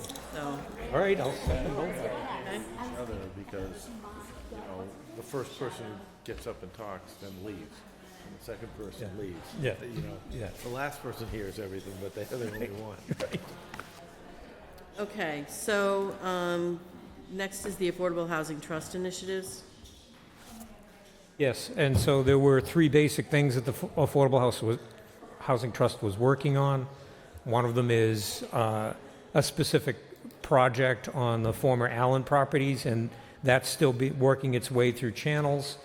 There is the inclusionary zoning. You heard tonight that it seems like we'll try to get something to the fall town meeting if at all possible. So can we stop for a second, because I know that Val had some issues with like a hasty. Yes, and Where are we with that? even so, she said, if we get the money, it might still be possible Okay. to go through the process for the fall town meeting. We'll see. It's a timing thing. But the thing that the board wanted me to follow up on was more information on how Action Inc. manages money that's provided by a community for the residents of that community. I was able to have them provide what the language is for the city of Gloucester as an example. That's what they chose to give me. So it's just something that shows you could tell them it has to be managed in this specific way. And she even mentioned, Erin George mentioned that, you know, our recipe, if you will, could be more extensive and more detailed. That was very thin, I Yeah. thought. Yeah, it's some basic stuff, and then it goes to a final reviewer, but didn't say what they were looking at, Yeah. you know? So, yeah, If we could get, I mean, I think I'm gonna see her soon. Okay. But I will see if she has any other, and maybe if you can do that prior to the Affordable Housing Trust meeting of August 12th, August 12th, that's, somebody then asked we for could that. talk about that in more detail Yeah, there. yeah, yeah. I will work with her. Okay. The Centennial Grove and Memorial Park site walk summary. There were to be 2 site walks. We ran out of time, and the board only did Centennial Grove so far. There was going to be the Memorial Park site walk just prior to this meeting, but that's been rescheduled until August 10th. And so there were a variety of issues raised, and I think we have the benefit of understanding where each of those things is right now. There was a discussion about keeping the beach and the hillside overlooking the beach free of erosion, and there is going to be a report. We've already gotten some preliminary information, but there will be a report with recommendations on how to do just that. So we'll wait for that report to come out, and then the board can review that and make some decisions on what we should do there.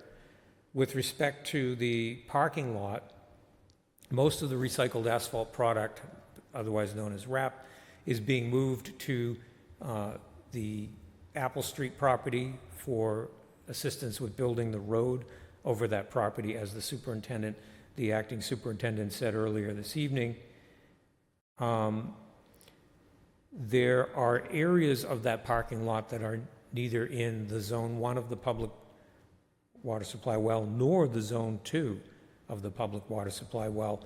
And fortunately, that's the area that goes up the hill toward the upper parking lot. That's kind of the product that was used there smoothed out a very abrupt increase in grade, and it helped to blend around the new tight tanks that will go online after the restrooms are done. So at this point in time, the Board of Public Works is looking at their view of the matter again. They understand from a map what areas are in their jurisdictional zones, what areas are not.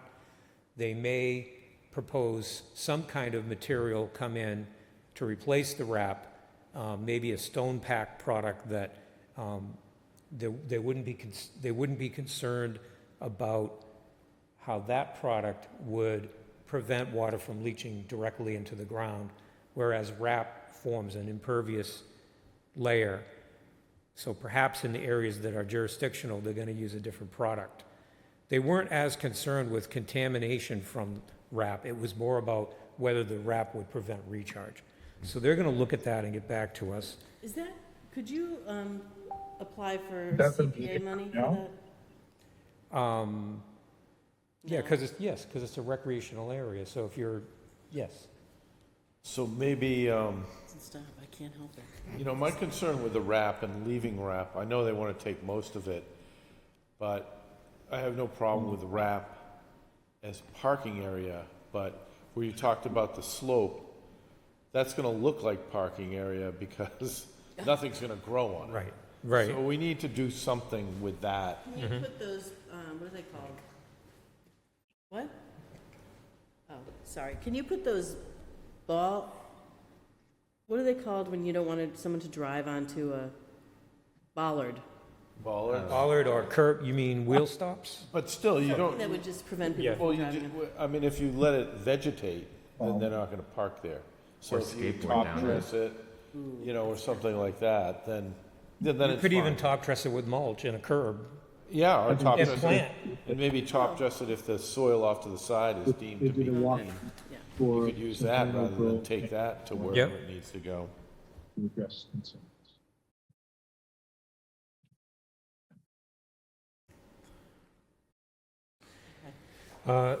So the Board of Public Works is going to have another look at that. There is fill material off to the side. They might sample that to make sure that it's not contaminated. The public restroom project will finalize where the piping to the tight tank goes when that gets done, hopefully later at the end of the summer. The tree removal project that National Grid undertook is not done yet. There were several trees that we saw on the site visit that were marked to come down, haven't come down yet. That's going to be another 2 weeks.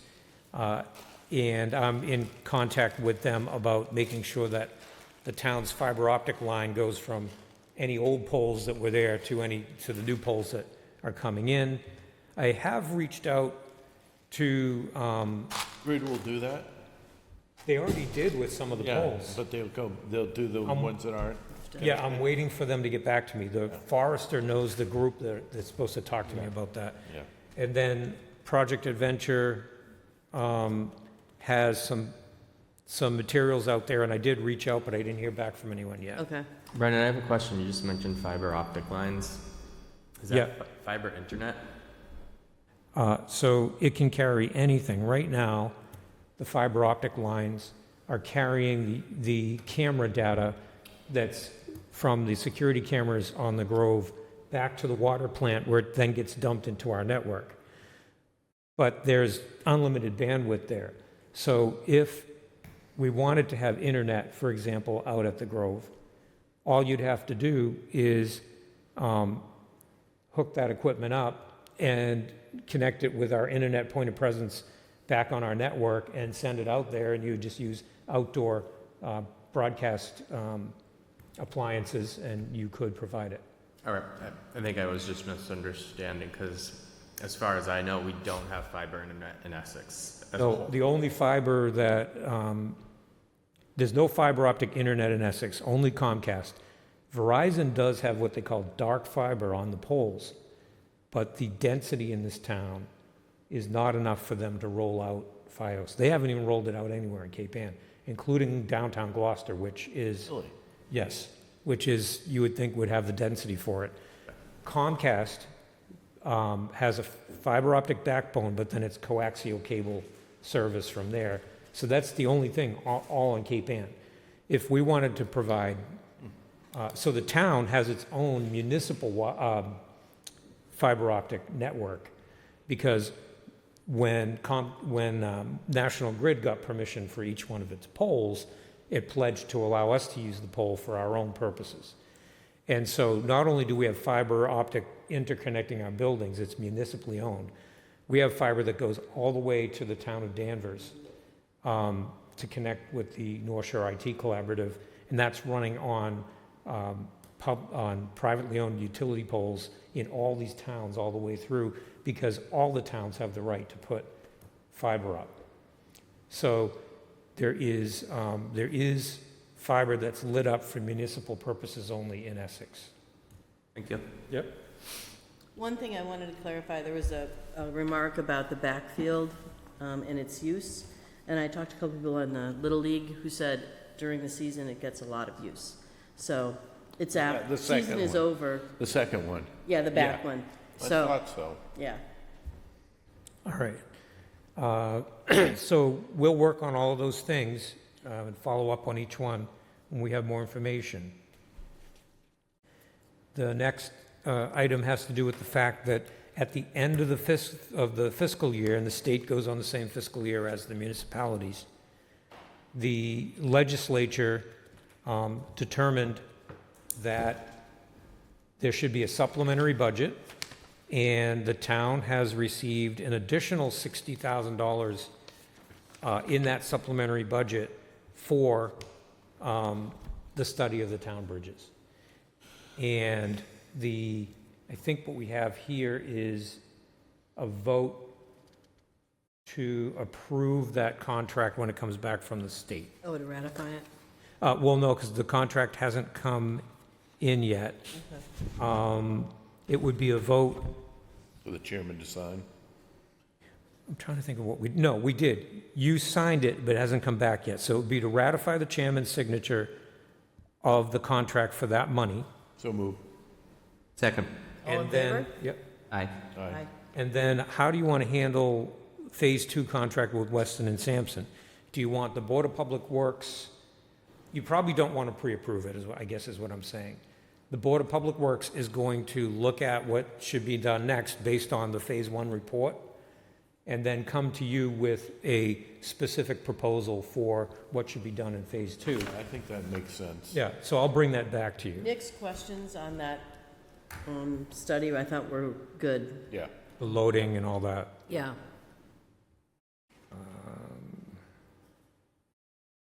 All right. Then we met with some members of the Essex Legion, which has been in existence since 1919, but they've never really had a home. The group is looking to formalize its presence in the town. They're looking for a place to meet on a regular basis.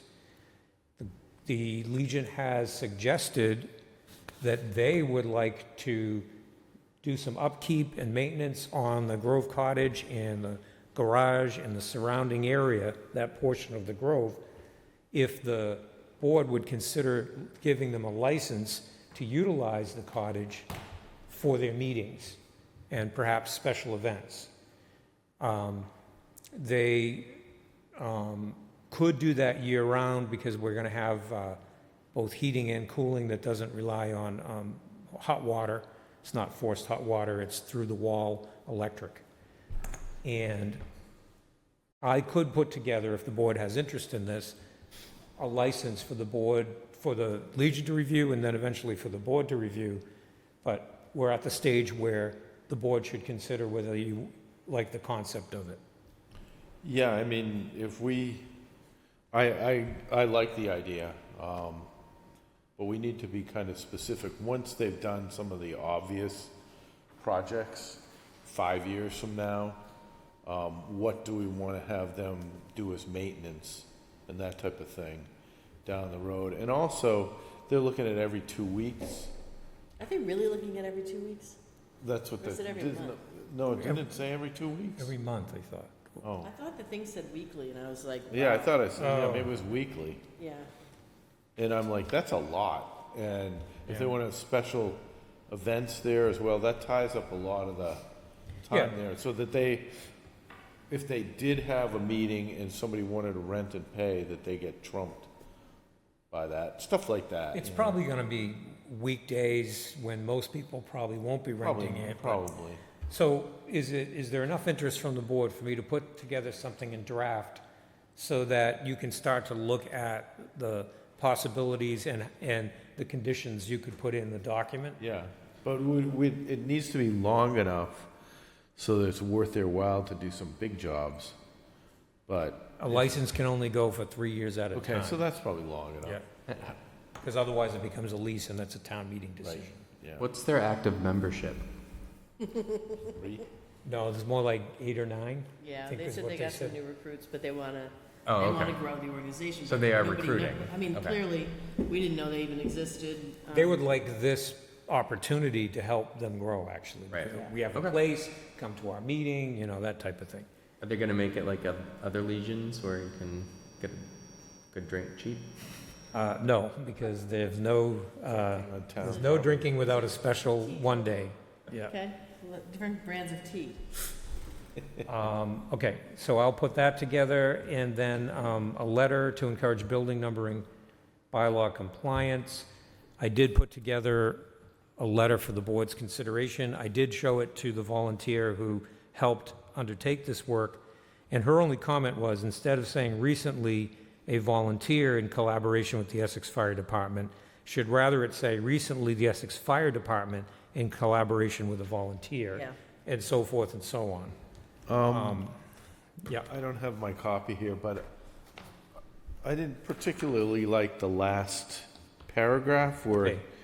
you know, and maybe we don't even need to put that in there, or just say we prefer to have it be voluntary and just leave it at that, you know, make it a little bit softer. Because the bylaw actually spells it out anyway. yeah. Okay. Yeah.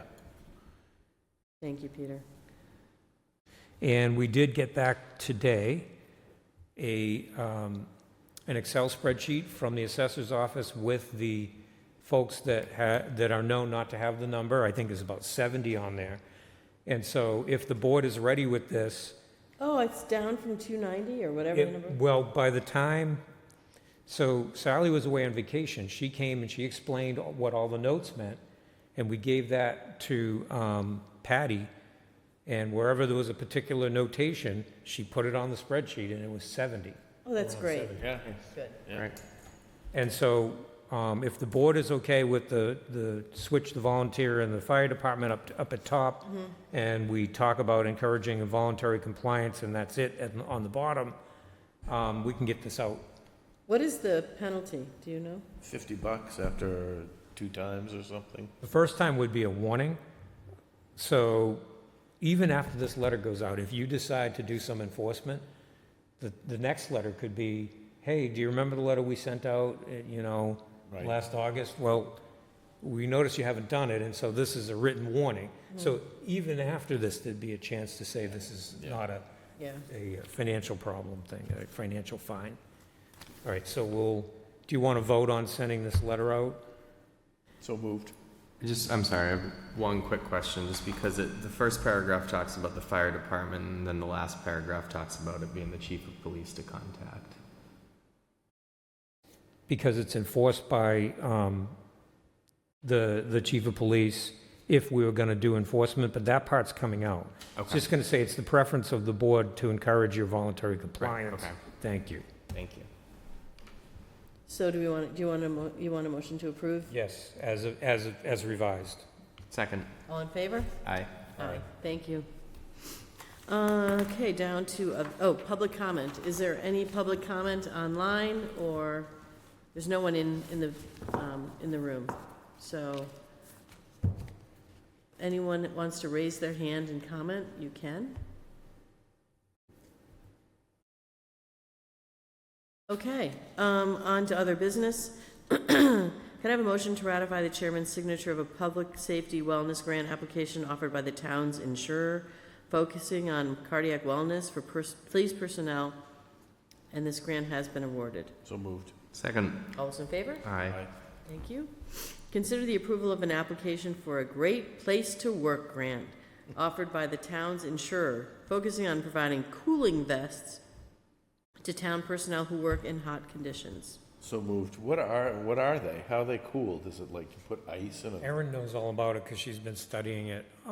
I think they refrigerate it, and it keeps you cool. Like an ice pack Yeah, type thing, yeah. Second. All those in favor? Aye. Aye. Vote to authorize an application to the MIA Loss Control Grant Program for the cost of diagnostics and repairs for the heating mode of the town hall's HVAC split system. So that is the system that's running this air conditioning right now. The system works great in air conditioning mode. When we reverse it at the end of the season for heating mode, it doesn't work so great, and we're constantly having to reset it, bring service personnel out here, and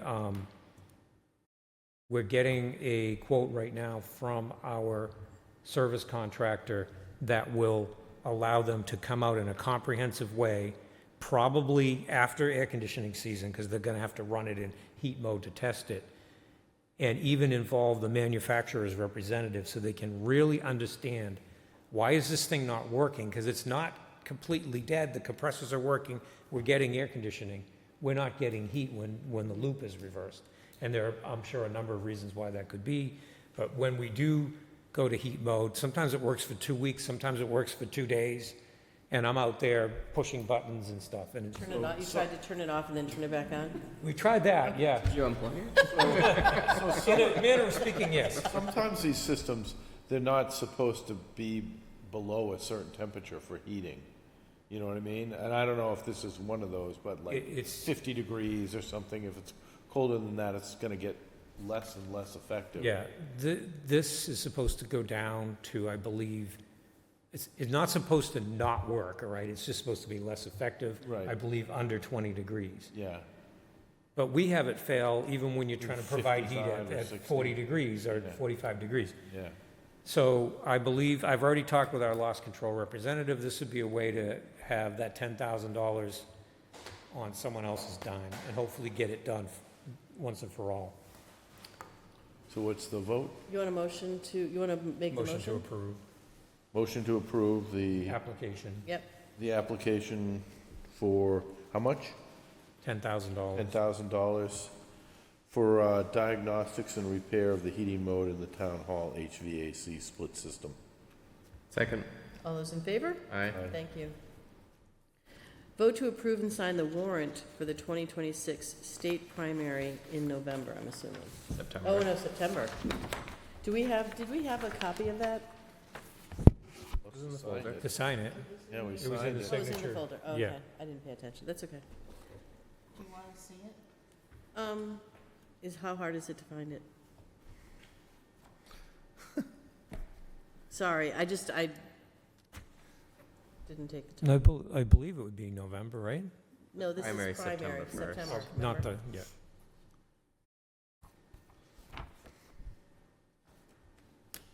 Yep.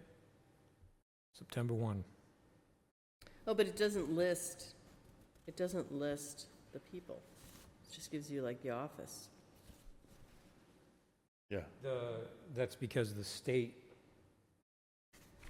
I believe, provides it in the end. Yeah, okay. Okay, so could I have a motion to approve that warrant? So moved. Second. All those in favor? Aye. Thank you. Consider the approval of a preventative maintenance contract for mechanical systems at the Public Safety Building. So there was one put together for the fire portion of the building and one for the police portion. This was a recommendation made one fiscal year ago. It got programmed into the budget by the Finance Committee. They were in agreement with it because the mechanical systems over there are numerous and complex. And so this is now following through and getting those maintenance contracts up and running.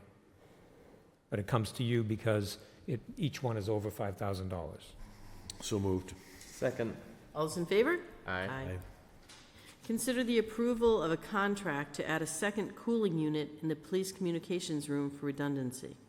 This is because we recently had, in that communications room, the sole split system head that's on the wall fail because of a fan issue. We got that repaired, but in the meantime, they had to do quite a bit to vent the heat out of that room. And really, it should have been designed into the building to have two. If you go up to the comm room in the fire department, there are two heads. And so I definitely recommend this, and the construction project is still open with plenty of money available, and it would come out of that. Can we just put cooling vests on the equipment? On the equipment, There you yeah. go, brilliant. So moved. Second. All those in favor? Aye. Consider a proposed change in the float configuration allowed by an existing license with the Canoma Point Association. So each year, when the board approves the pier and float license to attach to the 2 stone piers. Stone piers are owned by the town. The ramps and float, not pier and float, the ramps and floats are owned by the Canomo Point Association. So they get permission annually to put them out. The way the sand and sediment in that area has been setting up, the harbor master wanted to give permission for an extension off of the one called the main pier. And also, the association is providing space for the town harbor master boat, because during some parts of the season, he wants to have the boat out there when you're at the height of the season and everybody's off the backside of Cranes. If there's an emergency and it's low tide, sometimes our boat can't even get out there. So he's working with the association to have berth space on that particular dock. The reason it's coming before you is the license references the configuration, and it doesn't look like this. It's a hand drawing, which is a little bit older even than this photo, of course, and they'd like to have instead this new exhibit be the thing that takes its place in the license. I would think that he'd want to have the boat docked on the new section, because there are times when everything is out of water except for the very corner where the red is coming from.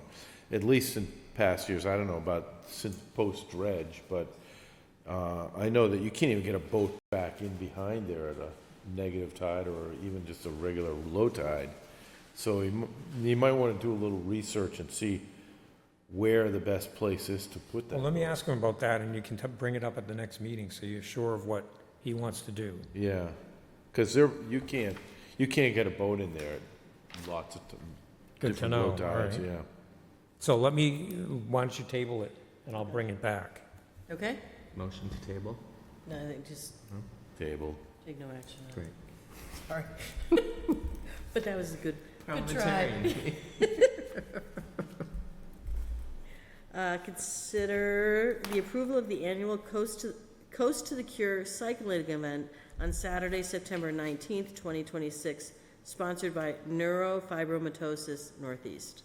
So do we care that there's a bike ride on the 19th and then another one on the 20th, and another one on the 26th? Particularly the 19th and the 20th. Do we care? A lot of bikes flying through town on the... There's no road shutdowns that come with these. Yeah, There are a lot of people riding bikes Anyway, all over Yeah, Cape Ann on Saturdays and Sundays. yeah, we just had that one a couple weeks ago. I On the totally 18th, missed that. yeah. Okay, I just wanted to bring it up. I'm How fine. did that go? These three are So good. Right. But just having two right in a row. Yeah, the is dates much- this year might have been closer than in past years, yeah. You're kidding. So moved. Second. So do you want to, Yeah, I mean, I don't have a problem. I just wanted to bring it up if Yeah. anybody had a concern. yeah. They're paying for the details, right? So it's no Oh, yeah, cost to the there's no town. cost to the town. Okay. Seconded. Okay, all in favor? Aye. Consider the approval of an annual bicycle ride event on Sunday, September 20th, 2026, known as Gears for Good, coordinated by the Manchester Essex Rotary Club. So moved. Second. All those in favor? Aye. Aye. Consider the approval of an annual bicycle ride event, Tour de Greenbelt, on Saturday, September 26th, 2026, sponsored by Essex County Greenbelt. So moved. Second. All in favor? Aye. Thank you. Accept the resignation of Dave Perrine from the Board of Fire Engineers and consider the process for a replacement member. So moved. Second. Can we talk a little bit about this? Right, and I have a recommendation for the motion too. So can I just read what Christian had sent to the company? I thought it was a nice tribute to Dave. Sure. As a lifelong resident of Essex, Dave carries a profound understanding of this town, its people, its history, its buildings, and its evolving needs. His depth of knowledge in firefighting, department operations, town processes, codes, regulations, and local history has been a tremendous asset to the department. When Dave speaks, he brings decades of context, that few others can match. Dave's been a steady and reliable presence in this department for decades. Many of us know him as a person who quietly shows up when no one's looking, stays late, and never asks for a thank you. Throughout his career, Dave has served as a captain and company president, supported 2 chiefs, sat on countless boards, and poured hours into the ladder and tanker truck committees. He has attended town meetings, select board meetings, school building committee meetings, and planning board meetings, often more than anyone realizes. All for the love of this town, never monetarily motivated and never seeking recognition. He consistently brings back valuable information that helps ensure informed decisions can be made. There's more, but I think it's appropriate to thank Dave and know that we hope that he's not finished And that's what I was going to say. about what we need to do Right, going so forward. in your acceptance of the resignation, he was clear that he wants to continue on to serve on the fire department as a firefighter EMT. Right. So I would recommend that the motion be specific only to the Board of Fire Engineers and that it recognize the fact that he's staying on in the other capacity. So moved. Second. All those in favor? Aye. Aye. And we talked a little bit about the next The step of the Board process of Engineers. earlier in the meeting, yes. But thank you to Dave for his contributions to the town and continued contributions. Ideas for agenda items for the next meeting. We're meeting with the Finance Committee, and we're going to talk about the budget cycle, some maybe suggestions, their process, all of that. Yes. We're also going to be talking again about the form of government issue. Yeah, any of those things. As I mentioned, the Finance Committee is also going to start to be involved in meetings with respect to fire department form of leadership. So all of those things can be discussed as well with Yeah. them. Is there anything else we need to address? I don't have anything. And you're going to be out next week, so we kind of want to solidify what's happening at that. Right, my August- report will come out on Friday, even though it would normally be the following Friday, because I will be gone. Okay. Any items that could not be reasonably anticipated by the open meeting law posting deadline? I have none. Oh, that's nice. Okay, so let's get into some licensing.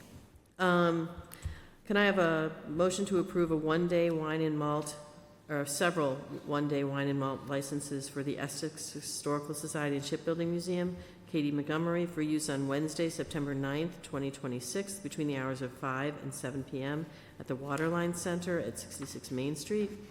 Again, the Historical Society and Shipbuilding Museum for use on Saturday, September 26, 2026, between the hours of 11 a.m. and 6 p.m. at the Essex Shipbuilding Museum outdoors, and waiving the fee. And then third, Essex Historical Society and Shipbuilding Museum for use on the rain date of September 27th, between the hours of 11 and 6 at the Shipbuilding Museum outdoors, and waive the fee. There's no waiving the fee on the 9th? Yeah, can we know what's Is there a what's fee the for 2 difference? hours? Why? Do you know the difference? Sorry. Pam, do you know why they made that particular request? I do, I just have to.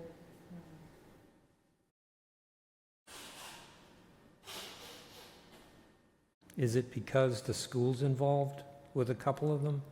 I think so. It might say it right on there.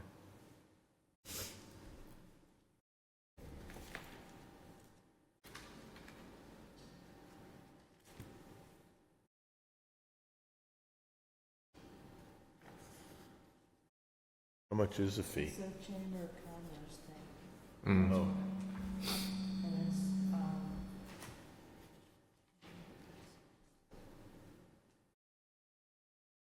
no, it's the Essex River Cultural District. Oh, Well, that's why, okay, for both of those, okay, that one and the rain date, yeah. okay. Okay. Can I have a motion to approve those? so moved. Second. All those in favor? Aye. Aye. A one-day entertainment license for, okay, we did these 2, 3. The Essex Historical Society and Shipbuilding Museum for use on Saturday, September 26th, between the hours of 11 and 6 at the Shipbuilding Museum outdoors, waiving the fee for this entertainment license. So moved. Second. All in favor? Aye. And then the same thing for the Shipbuilding Museum on that rain date of September 27th between the hours of 11 and 6, waiving the fee. Oh, wait. Live amplified music with local bands, poetry readings, and waiving the fee. So moved. Second. All in favor? Aye. Thank you very much. And then a Class 2 license. What is that? That's for used cars. Selling, At Pike Marine? Yeah, it's because they sell boat trailers. Oh, okay. Yep. Can I have a motion to approve a Class 2 license for Ben Carlson at Pike Marine LLC, 80 Main Street? so moved. Second. All those in favor? Aye. Aye. He's the new owner of Pike Marine, and so they're just transferring it into his name. Oh, I didn't know that it had transferred. I didn't He either. showed up in the office and told us what was happening. Wow, okay. Yep. Scott retired? He's still working there, but he's no longer the owner. Oh, it's free and retired That's and right. enjoying life. That's right. So 2 reminders, Greater Cape Ann Chamber Essex Division meeting on Monday, August 3rd from 5:30 to 6:30 at the Shipbuilding Museum, and you're taking that meeting? I am. Thank you. And then the next regular Board of Selectmen's meeting will take place on Monday, August 10th at 6 PM in the auditorium of the Town Hall. And 5:30 at the, Oh, and then a site visit, We're gonna put, sidewalk. and we're gonna have that on your next agenda to remind you again. But yeah, 5:30 on August 10th, prior to this meeting, out back at the Memorial Park. well, Dexter, Brendan certainly gave you enough to talk about at the Oh, I do want to thank Couple you. things. I thought that was a really great report. I and, agree. printed it out. It's a great just summary of things. that are Basically, going on. orientation for a new selectman. Well, so about that, I know that it's not an agenda, but I would love to share that with the TARs when they come to Yeah, visit. we'll you hand know. it out. Yeah. Yeah, and then you might want to send it to, I don't know, do you want to send it to like the papers, or do you want to just not? They get that, at least the Cricket gets it The every. reports, it's Yeah. all been in there. It's just Oh, okay. put it all together at once. Yeah. No, that was really nice. Yeah, I think if you can put it in your, what is it, the town administrator release that you do tonight? If you wanted to do it tonight, or another time, I'll add it to the next one. yeah. Thank you. You'll have another 3 topics probably by then. Can I have a motion to adjourn? So moved. Second. All in favor? Aye. Aye. Pam, how about if I carry?